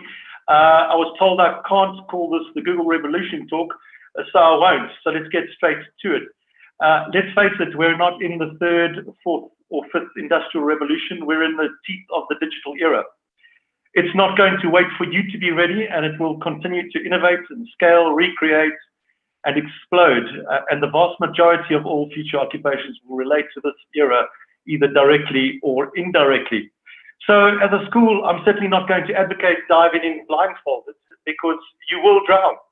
But you do need to jump in with eyes wide open, accompanied by trusted partnerships, both internally and externally, that offer the minimum of fuss and, in my opinion, maximum cost effectiveness. It is your responsibility to offer this to your children at your school, creating safe passage into this daunting world. I've just mentioned the starting and ending point to this, to the whole thread of this short address: safety, safety, and safety. After that, you can consider imperative contextual factors of the space, such as digital responsibility and curriculum development, and all the tools at your disposal. As a school, we embarked on this never-ending journey around 10 years ago, and we've been bold, yet cautious, as pioneering can be a very expensive word in this space, especially for us being a public school. But after some tough lessons learned, we found a very successful relationship in CloudEDU, our Google partners in education. And although there are some very exciting products out there, we've heard from Microsoft and Apple and the like, excellent products, and have done great things. Wihan alluded to a key point with Digicape in his address: relationship. We've had a lot of success with Google in this partnership, and the support on how to optimize the platform has added a meaningful roadmap to the journey. We've tried a designated device, a chosen device, any device, different fleet management tools, you name it. In our first 3 to 4 years, it was high maintenance.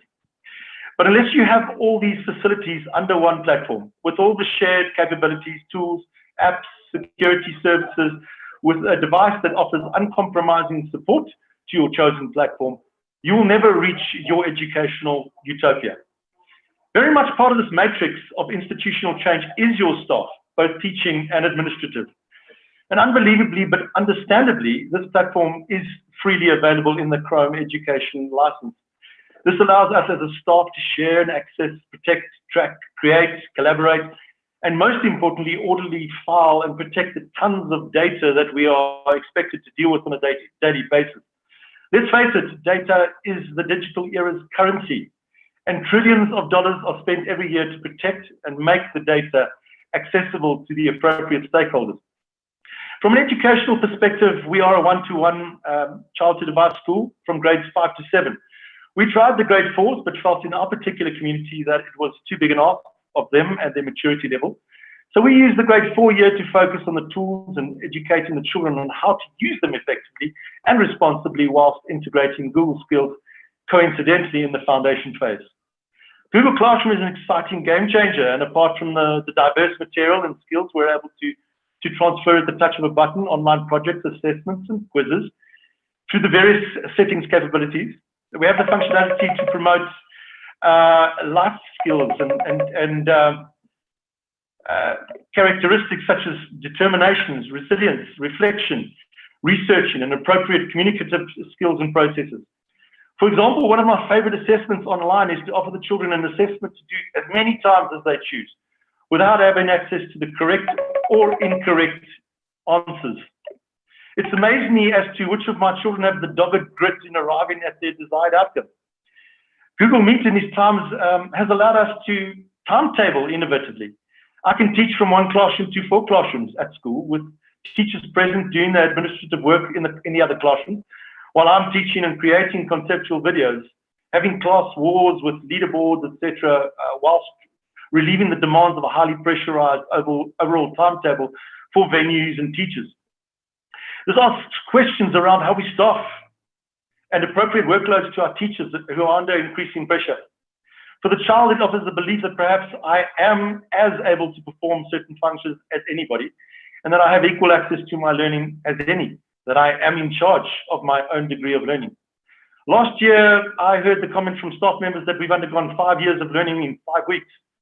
I myself made 156 3-minute or so snippet maths tutorial videos for my grade 7s that were immediately filed in their concepts with chronological delivery of the curriculum topics. My pupils use the videos more to learn from than any other material. Look, I'm no Khan Academy, but at the end of the day, my children would prefer to hear my voice, the voice of the person that they have a relationship with and that they feel comfortable with, to ask questions with an almost immediate turnaround time of feedback. But yes, we've also had numerous challenges when a child sends a message to a peer chastising them with a 4-letter profanity in a mail, a doc, or a slide. I am mailed a copy. And that itself is an education of the millennial child and what they're going through.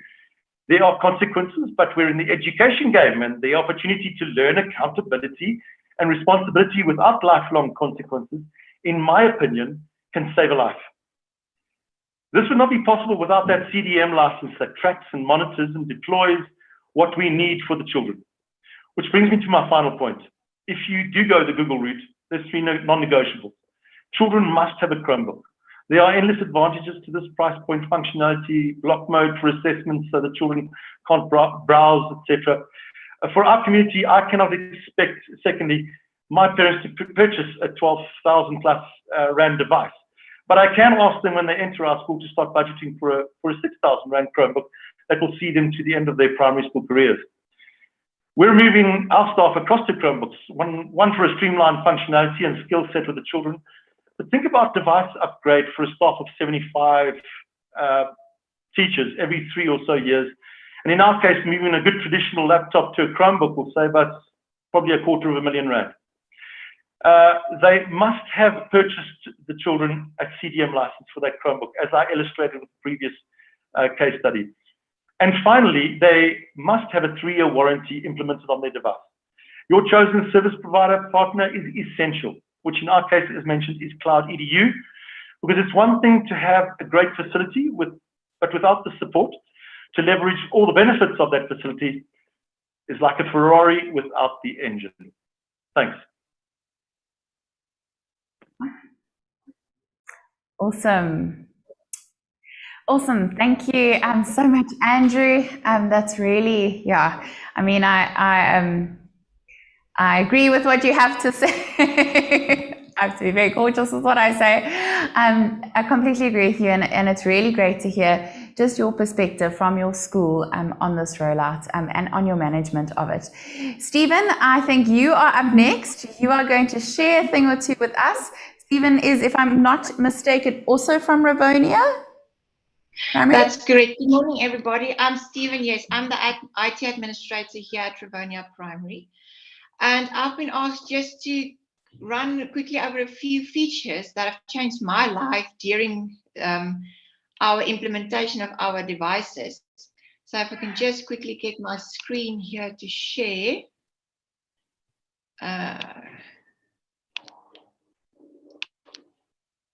Right.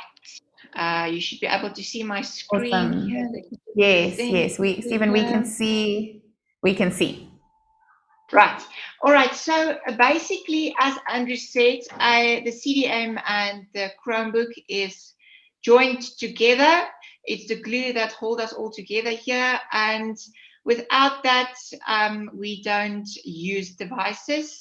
That's an absolute no-go for us if you don't have the CDM and Chromebook together available.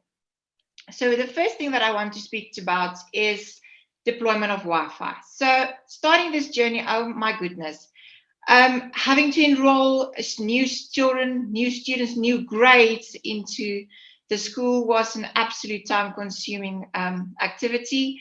It takes me forever to get all the students up and get their Wi-Fi. But with our Google tools and the CDM license, it's a setup and forget kind of a situation. You enroll the device, all the policies will then download to the device and the children will have Wi-Fi. Can't tell you, there was a daily children that's at my door asking for Wi-Fi passwords because maybe the device was reset or they accidentally click on forgot their password. So yeah, the Wi-Fi deployment was an absolute lifesaver for us. Deploying of applications, just as easy. To start off, the Play Store on the Chromebooks are blank. So you basically build up your app store as you go along. So you can force install apps and pin it to the Chrome OS bar. That means your students cannot delete or uninstall the apps. It's pinned to the taskbar, which is quick and easy to find. We are using a app called Bookshelf, where our textbooks are on. So they can't go and say, oh, I've accidentally uninstalled it, or I can't find it, because it will be pinned to their taskbar. Force install, like I said, you can actually force install and it will not pin to the taskbar. You can go and find it in your Play Store. Allow install, you can allow apps to your Play Store, and then the children can later on download the app to their convenience. And as you can see, we have 1 or 2 extra apps there that you might think is not important, but some of them have, parents have asked us to just allow 1 or 2 apps, for example, Norton Family Parent Control, so they could also check what their children are doing, and some printing apps that are needed as well to continue their work at home. Specify signed in, that is here where we restrict sign in to the Chromebooks. Basically what happens in a nutshell is at certain times when the children are at school, they cannot log into a personal Gmail account. They will not have that temptation to actually log in and maybe just have a quick peek at a game or something like that. And that's being controlled by device off hours. So at the moment, we are sitting, for example, on Monday from 1:45 in the afternoon until 7 o'clock in the morning.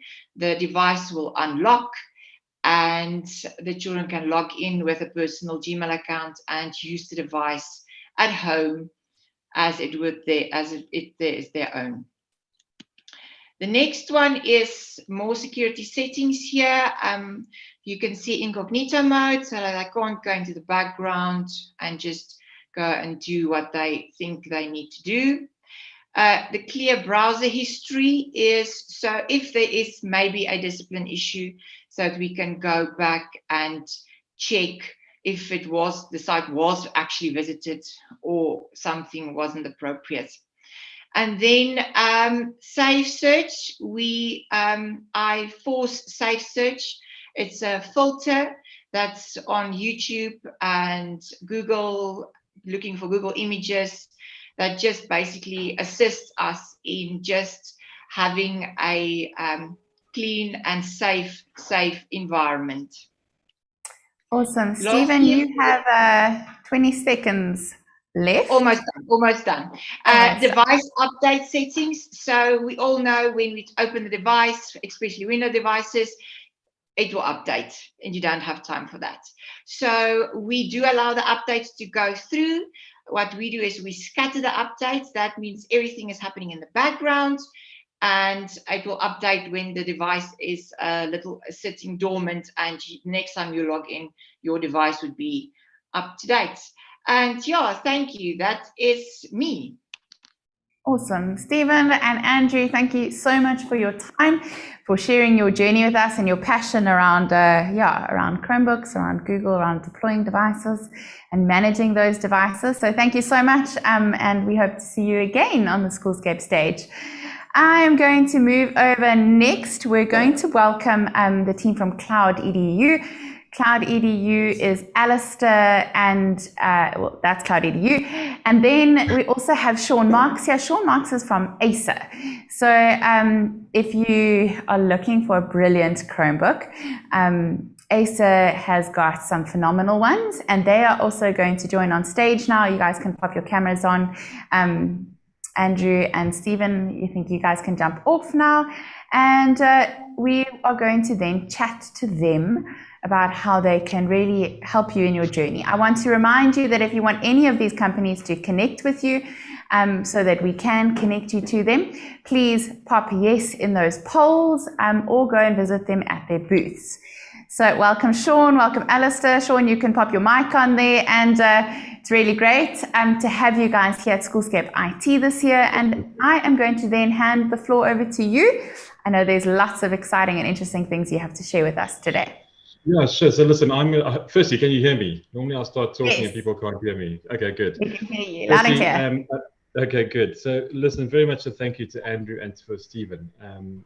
At this particular point in time, if you're considering sort of device management, you're probably being overwhelmed. And this is where the impression you got from Andrew is that their focus was on teaching and learning and in management of the school, and the device was where it should be. The management of the device is where it should be. It's number 2 in the classroom. It's supporting those aims and objectives and those goals that the school is looking to achieve. So the beauty of the Google solution that we at CloudEDU roll out is it is simple and easy to roll out, and it allows technology to tuck into the background. Andrew mentioned the need for strong relationships, and that is critical. And our very strong relationship is with Acer, and I'm thrilled to have Sean with me on stage. And Sean, this is probably a good segue, but Sean has got some exciting news to share with us about Acer and the Chromebooks we'll be bringing into the country. But if you do want to find out more, you're very welcome to reach out to CloudEDU, and we'd love to have a chat with you. So Sean, without much ado, over to you. Fantastic. Thanks, Alistair. Can I just get a check that everyone can hear me? Good, and we can see your presentation. Fantastic. Thank you. Good morning, everyone. Yes, I know we are very limited in time, so I'm going to run through this fairly quickly.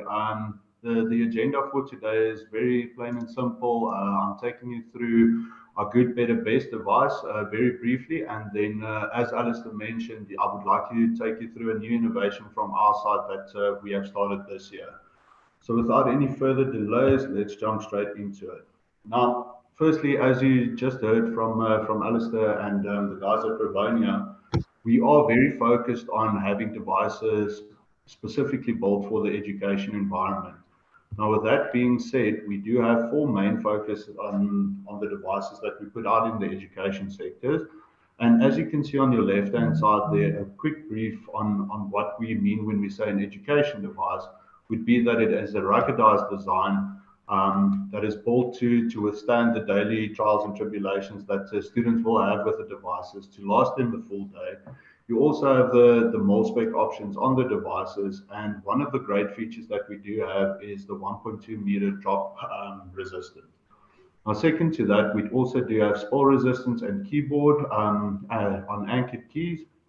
Now, essentially, you are able to spill an entire can of Coke on the device and it should still keep running. We hope that does not happen. The anchor keys are for the ones who seem to fiddle with the devices a bit, and hopefully none of them try and remove the keys, but that is something that we have thought of as well. Now, something that was introduced quite early last year was the antimicrobial solution. So all of the new education devices do have the option to come out with the antimicrobial layer on it, which will essentially help keep the device more sanitized and hygienic throughout the daily use if you have a more than 1-to-1 device to student ratio. And then lastly, for privacy, we do have the full HD webcams with the camera shutter to ensure extra privacy and security on them. Now, as Acer, we do have a wide variety of Chrome devices, but we have segmented it into a good, better, best layer. And the main focus for education that we have tried and tested throughout the years seems to be these devices that we have fantastic feedback on. Now, I don't want to go into too much detail with the spec. That's conversations that we can have afterwards. But essentially, your entry-level device would be the Chromebook 311, which would be your standard clamshell device in an 11.6-inch form factor. And one of the great things that we try to keep in mind is, as you can see at the bottom there, is the education features. And I think one of the main priorities is battery life. So this one will boast up to 12 hours worth of battery life. Now, for a medium or a good, better spec device, you would be looking at the Spin 511. This unit will give you the option to rotate it completely into a full tablet workable mode. It gives you the option to use it as a touchscreen and the additional option to use a Wacom or the new USI stylus pen. All right. Lastly, slightly bigger screen ratio in the 12-inch will be the Spin 512. This gives you the 3:2 ratio, which should give you a bit more vertical landscape that you can work with.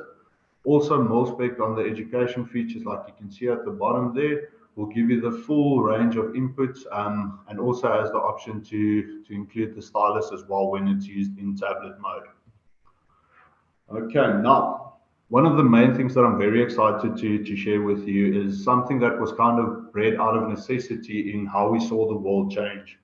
Now, service has always been an interesting conversation that was had behind closed doors that we try to take through to you and made sure that the service levels that we do have with our partners are intact with what their requirements are.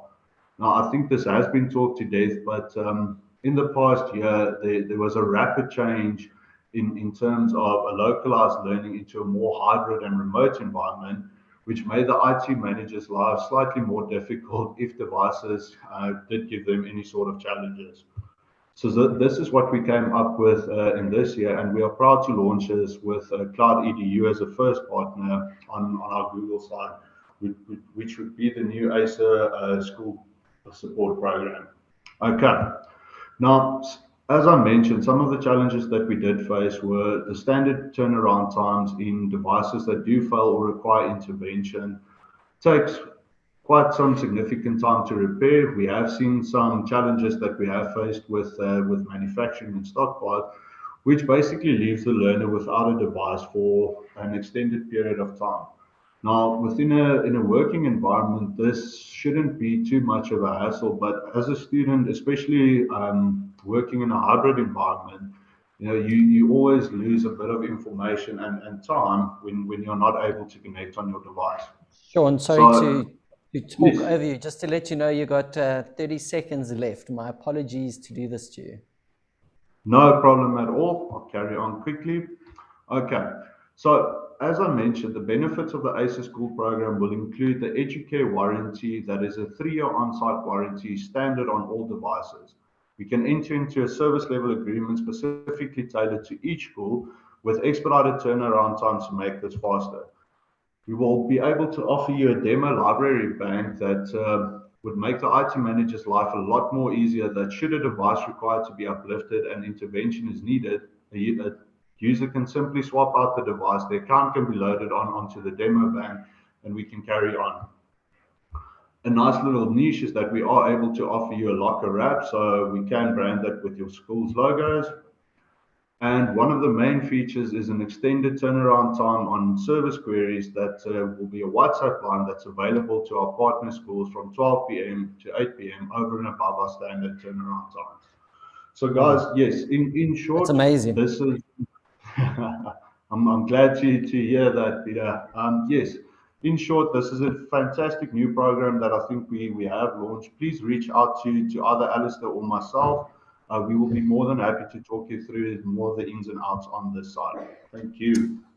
Brilliant, Sean. That is amazing. I think Thomas says, he said 12 hours battery time. Absolutely incredible. On your polls tab, if you are interested in the team, Alistair and team connecting with you, they will also be able to connect with you from an Acer point of view with what Sean has mentioned. Please enter that poll. It allows them to contact you. And then also just from my side, I can personally testify to how good their support is.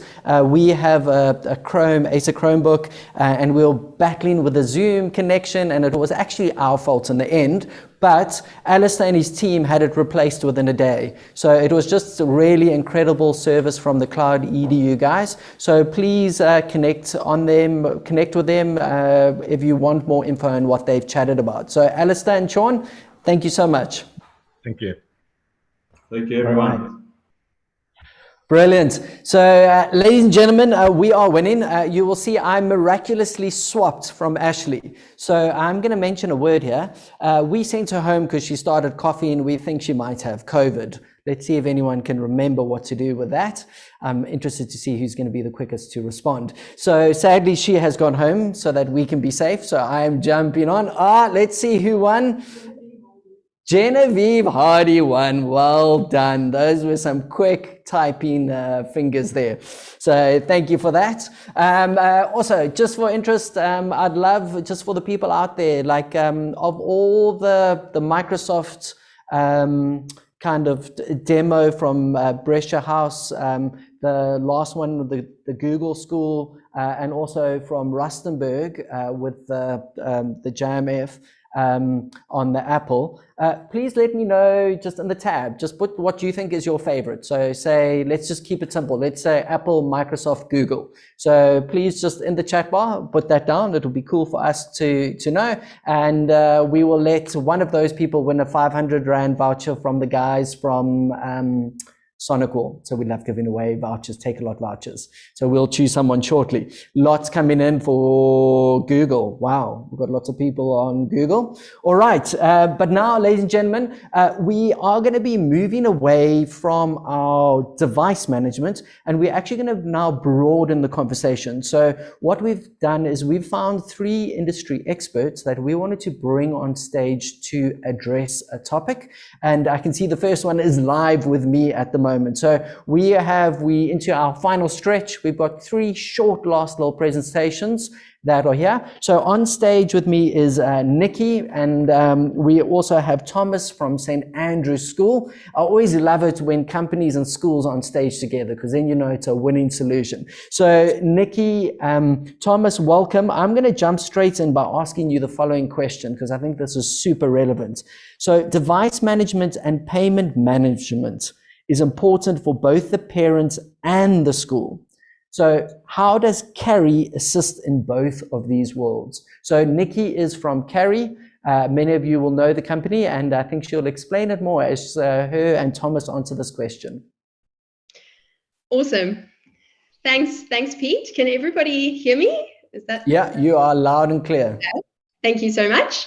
Hello, everybody. I'm really happy to be here to chat to you a little bit about Karri today. So yeah, my name is Nikki. As Pete mentioned, I'm the sales manager here at Karri, and really excited to just tell you a little bit more about Karri, but also answer that question. And we've had some really interesting talks today about device management within the school, and we're going to extend that slightly onto payment management, because I think that is definitely a world that is impacting everyone at the moment, and very much interfaces with devices. So what is Karri? Karri has really helped thousands of schools, teachers, parents, staff at schools to collect money easier, securely, and quicker from parents.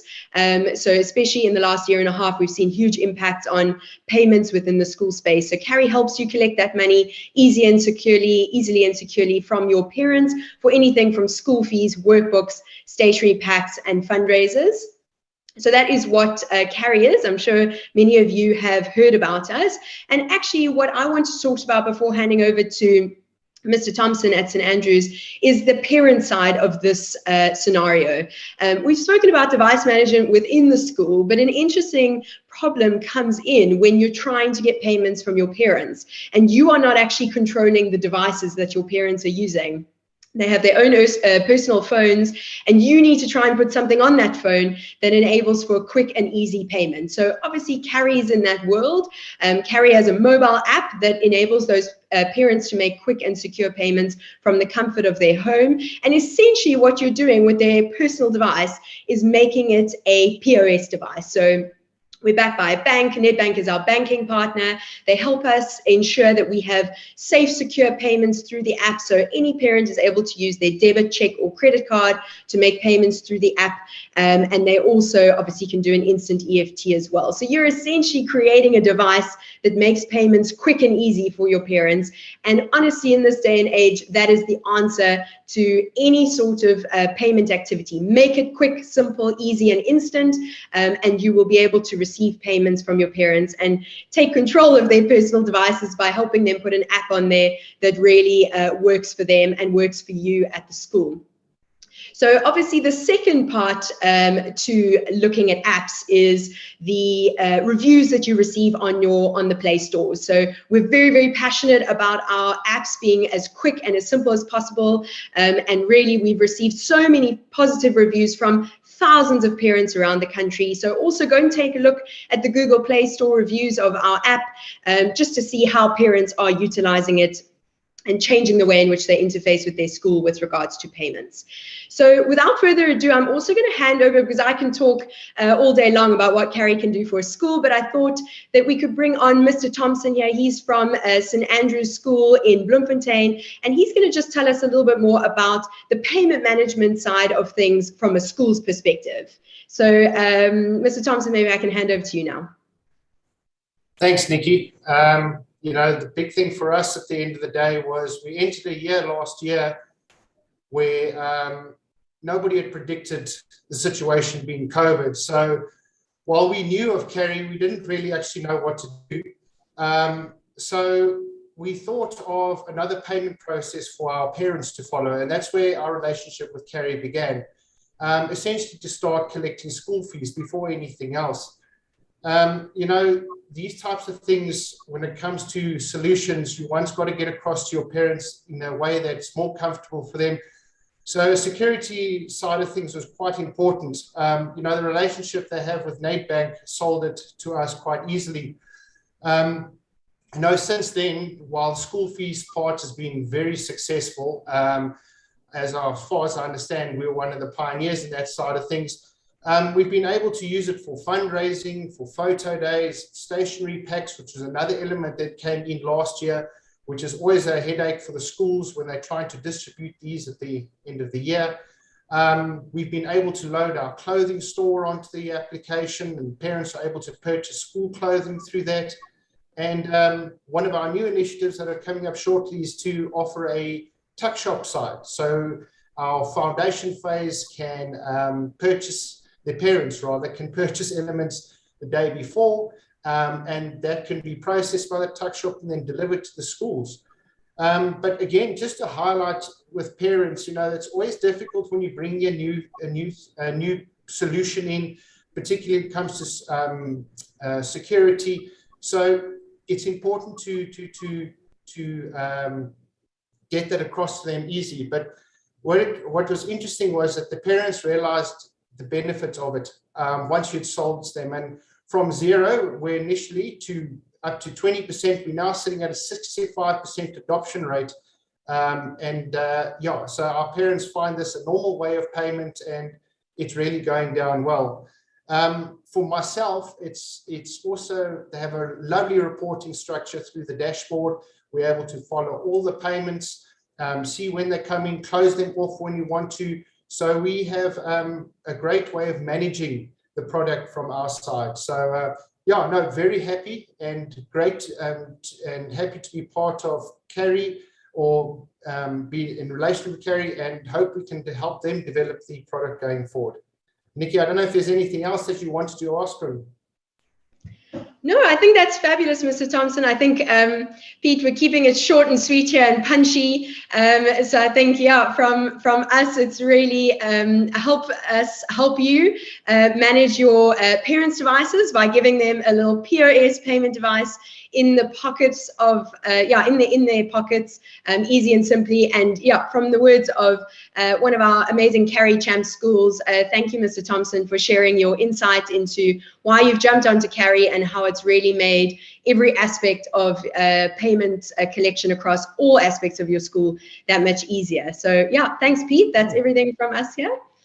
Nikki, you guys are like your app. You're short and punchy and powerful. So thank you for that. If anyone would like some more information on Karri, in the poll, once again, you just click on that and you can put that in. And also, yeah, Mr. Thompson, thank you so much. We always love it when a school is willing to jump on and share their story. I believe it makes everything real. And that's what this event is all about. It's schools sharing success stories. So Team Karri, thank you so much. To our attendees, jump on that poll, say yes or no, and then we're going to move on to our next person. While they're dropping off and the next people are coming on, just a reminder, only when Ashley or myself mention the C word, will you get the prize. So next up, it's my privilege to invite Marisa and Willem on stage. I think they are there, and I think Theo might also be joining in the mix. So we are continuing this conversation on just managing of the school. And I've got so this is the team from D6 and from Stickit, and I've got a probing question to start you off, if that's all right. So, have you ever considered how much time is spent to reconcile payments made to your school and payments made on your school premises? So if you are out there and you are any way in your school involved with payments, or you're a teacher and you have to collect cash, just think how much time is spent.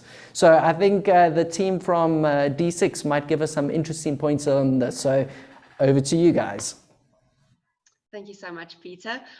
Firstly, I would like to thank you for pronouncing my name correctly. That happens very rarely. Did I get it? Yes. Yes, you did. Can everyone see me and hear me? Am yes. I good? Okay. You're good. Well, I'm very happy to be here. Good morning, ladies and gentlemen. As Peter said, my name is Marisa Taljaard, and I represent Stickit Pay. I am responsible for helping customers get the most out of the payment functionality within D6. So the last 18 months have been tough on all of us. I think we can all agree that it has not been fun, but slowly but surely we can see things are starting to get back to normal, and the kids are starting to return to campus slowly but surely. So I think we can all agree that in the future, when we have events, when it comes to any type of event, the planning can become a headache and something that you stress about not only until the event happens, but even after it happens. And that is because of one thing, and that's money. As a school, money is an area where you cannot afford to make mistakes. So before I jump into this topic further, I feel it is very important to classify school payments in two separate groups. So first, we have payments made to the school from anywhere in the world. This is the virtual payments that is made for school fees, school outings, and even projects. Number two is payments that happen on the school grounds itself. Now, this is where device management plays a major role. Both of these types of payments are something we strive to understand and solve in a fully automated manner, but we want to focus a little bit more today on the physical payments that happen on the school grounds. We've added a poll for you to answer, so I'm just going to give a quick minute for everyone to answer the questions in the poll before I go further. Marisa, if I can quickly jump in there. It seems like there's already too many polls in the chat itself, so I think maybe continue. We'll add the poll. Willem, if you try again, we've just cleared out some of the polls so you can post yours. Okay. Cool. So Willem, thanks, Peter. I'll do so immediately. Cool. Sorry about that. Let's see.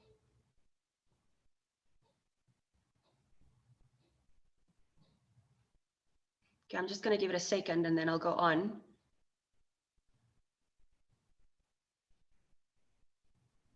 I'm almost done. 10 more seconds and the poll will be done. Not a problem. Marisa, while you're waiting for them, and I know how to pronounce your name, where in the world are you based? We just love knowing where everyone's coming from.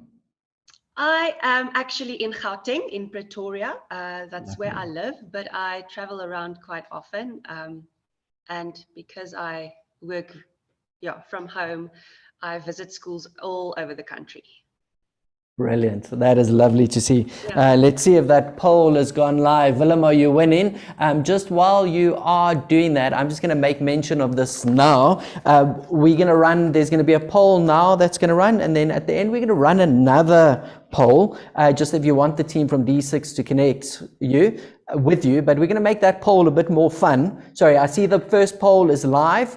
So if you enter that, and then just now we're going to put a second poll, and the second one comes with a prize, and it doesn't matter what you answer. You can answer yes, no, you don't have to say yes, but you will win a leather personalized mouse pad and bottle of wine. So I like prizes. I like that one. I might enter that one. So not this poll, but the next one come in. All right, Marisa, over to you.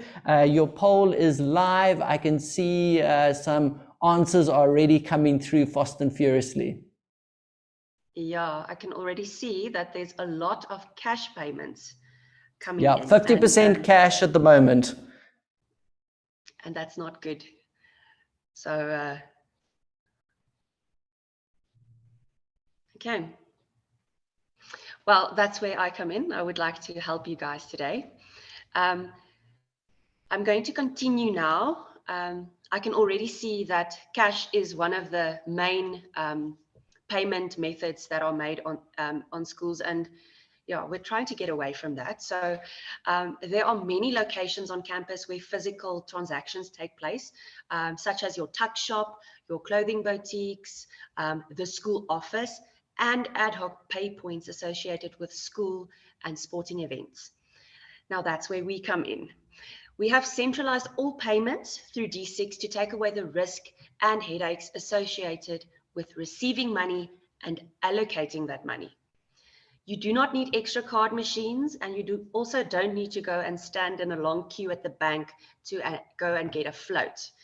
That takes a lot of time. Queues at the bank is long, and carrying cash with you is quite dangerous. You don't need to spend days counting the money and calculating profits after an event. We have built something that is automated and easy to use for parents, teachers, learners, and even external vendors. Over the last 4 years, we have really decided to dedicate significant time and resources to understand the challenges that schools face when it comes to physical payments and on campus, and how they work within the school environment.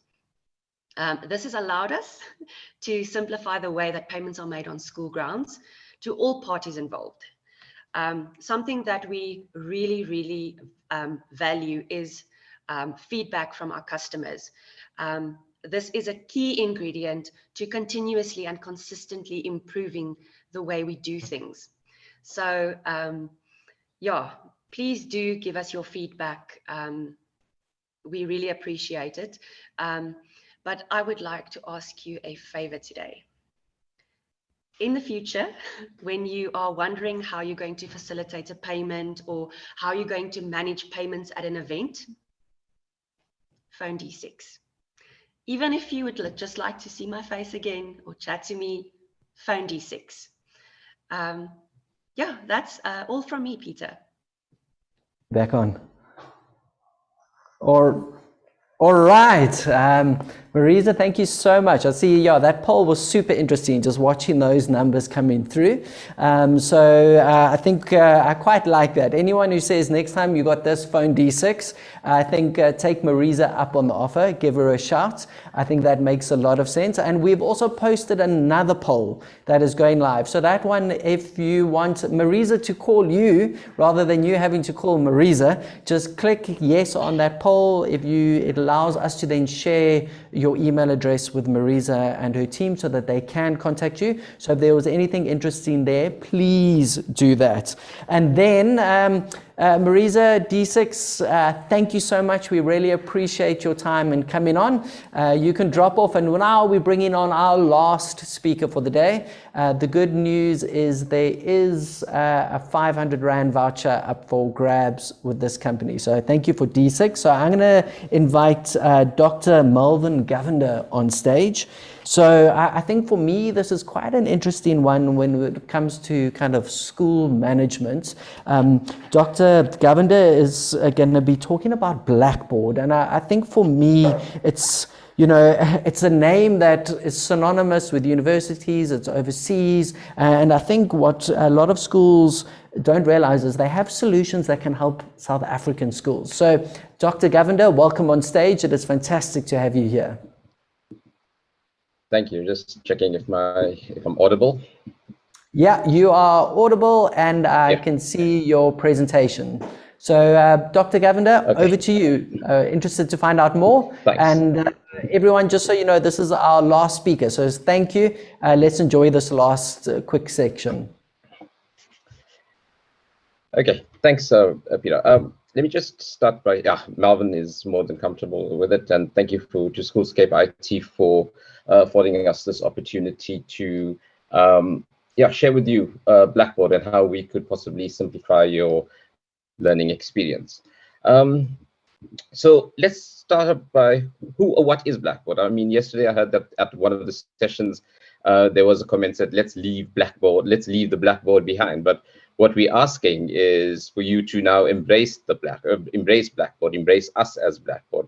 And this is the new Blackboard, a Blackboard that works for you, works with you, and eventually becomes you, because we allow you to have your students to have a personalized learning experience. Blackboard is a company that was established in 1997, about 24 years ago. We are the largest, most successful educational technology and services company in the world. Currently, we're in nearly every region in the world. And as you said, we in South Africa, we kind of focused on the higher education, but looking to expand now into the basic education in schools. Currently, we have Advitech, who have the Evolve online school running on our platform. We have over 100 million global users worldwide, with 20 plus years of experience in here. And this large global footprint, it allows us to have a significant insight into teaching and learning.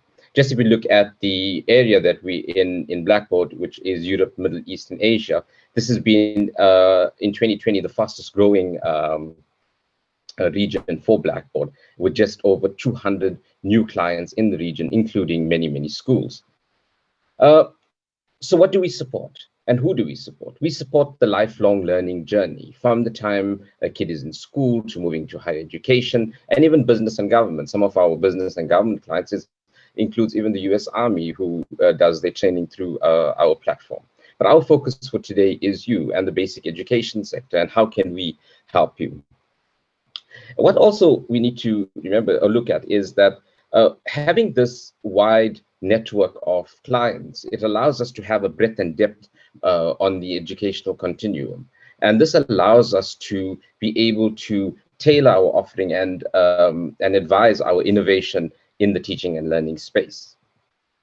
So what drives us at Blackboard? Our focus and mission is to support our partners, hopefully you, to accelerate and drive change within your institutions, and to deliver the benefits of our technology, innovation, and solutions. And fundamentally, we believe in the power of technology to expand access to education. And we've seen that in the last 18 months, where access became a major issue with regards to teaching and learning. So how do we do this? Because of our large global footprint, covering the entire 3 spheres of teaching and learning, what it allows us to do is key into our clients and identify what are your major challenges. And we categorize the major challenges, client challenges, into these 3 categories: student expectations, the demand on educators, and something we don't like to speak about, but very openly in all our fields, is the business of education. So I ask you, which of these challenges is most pressing for you at this time? Is it our students, because they're so connected and they're looking for a seamless, intuitive experience? They're also tech savvy. They also have a heightened expectation of what their experience should be in the classroom or in the virtual classroom. Is it the demand on your educators, where they've been asked to have this rapid transition to online teaching and learning, kind of dropped into the deep end? And we have this major pedagogical shift when we move to online teaching and learning, or hybrid, or what we call high flex teaching and learning. So do they have the ready skills? Are our teachers tech averse? So with this increased demands, there's this expectation of our teachers to adapt. How are we upskilling them to meet this demand? And finally, when we look at the business of education, what we're seeing is that the educational landscape, and I'm sure you're all feeling it, is becoming highly competitive. Previously, in my day, I went to the school that was the nearest walking distance. But now, our students and our parents have a choice to where they want to go to. They are able to compare schools with each other and see which is the most attractive, which offers a value for investment. They're allowed to look outward. What we're also seeing is that there's new players coming into the market. If you look at the recent announcement by the University of Cape Town, a juggernaut in higher education, the #1 university in Africa, now going to the school space, it's becoming more and more competitive. And schools need to partner, if we're looking at this hybrid model or the high flex model of teaching and learning, with partners that are able to scale to their specific needs. So how can we help you? If you look at the Blackboard portfolio, initially Blackboard, on first glance, Blackboard is thought to be a learning management system, but we're much more than that. We offer an entire suite of solutions that will speak to what your absolute needs are, from a learning management platform to engagement tools to student services. So how can we help you? What is the solutions that we can offer you immediately that will simplify your transition to online teaching and learning, hybrid teaching and learning, or high flex teaching and learning? Firstly, we have the learning management system called Blackboard Ultra.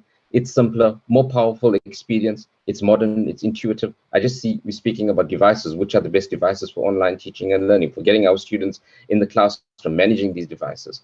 When we built Blackboard Learn Ultra, we built it with mobile first design. So Blackboard Ultra will allow a student to have a seamless experience, a same experience from any device that they are able to connect onto the platform with. And it engages our students. Our second solution is Blackboard Collaborate. This is a one-click virtual classroom that integrates with Blackboard Learn, and it allows for online collaboration, affording an engaging, personalized learning experience. So a solution that we're really proud of is Blackboard Ally, which builds a more inclusive learning environment. It adopts machine learning, and it converts your learning content with minimal or no user input into different formats, alternative formats, which the students can choose to use. So sorry, Melvin, just to say from the background, 30 more seconds. Yeah, and I'm done.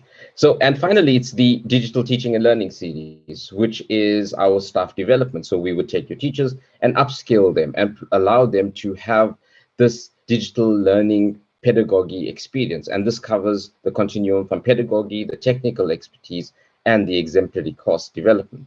So finally, and this is the last slide, what our solution suite will allow you to do is it'll empower you to deliver a improved learning experience. It'll make your academics and your staff much more effective and free up their time with eased workflows to focus on student engagement. And finally, it's to leverage this learning management system and its tools to organize your educational data and eventually drive your decision-making within your institution. So this is Blackboard, and this is what we have to offer. All of our solutions are immediately available, and we're more than willing to assist you and see how we could help you drive your online teaching and learning, hybrid learning, or high flex teaching and learning. Thank you. Awesome. Melvin, that was amazing, and that really helps me understand it a lot more. It's an incredible product. So, Melvin, thank you for coming on. Once again, there's going to be a poll on the right if you would like more information. So the polls allow us just to get around Poppy and share information of people that want more information to be received. Melvin and his team are also making it a bit more fun. If you answer that poll, and you can answer yes, you want more information, and you can also answer no. So you can just answer it. If you do answer, they've made a 500 Rand Take-A-Lot voucher available.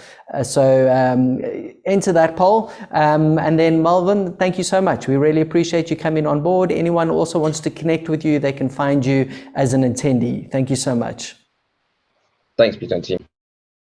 Brilliant. All right, ladies and gentlemen, you have made another day. Well done. We're going to give away someone who said Google won a 500 Rand voucher. So we're going to give that away shortly.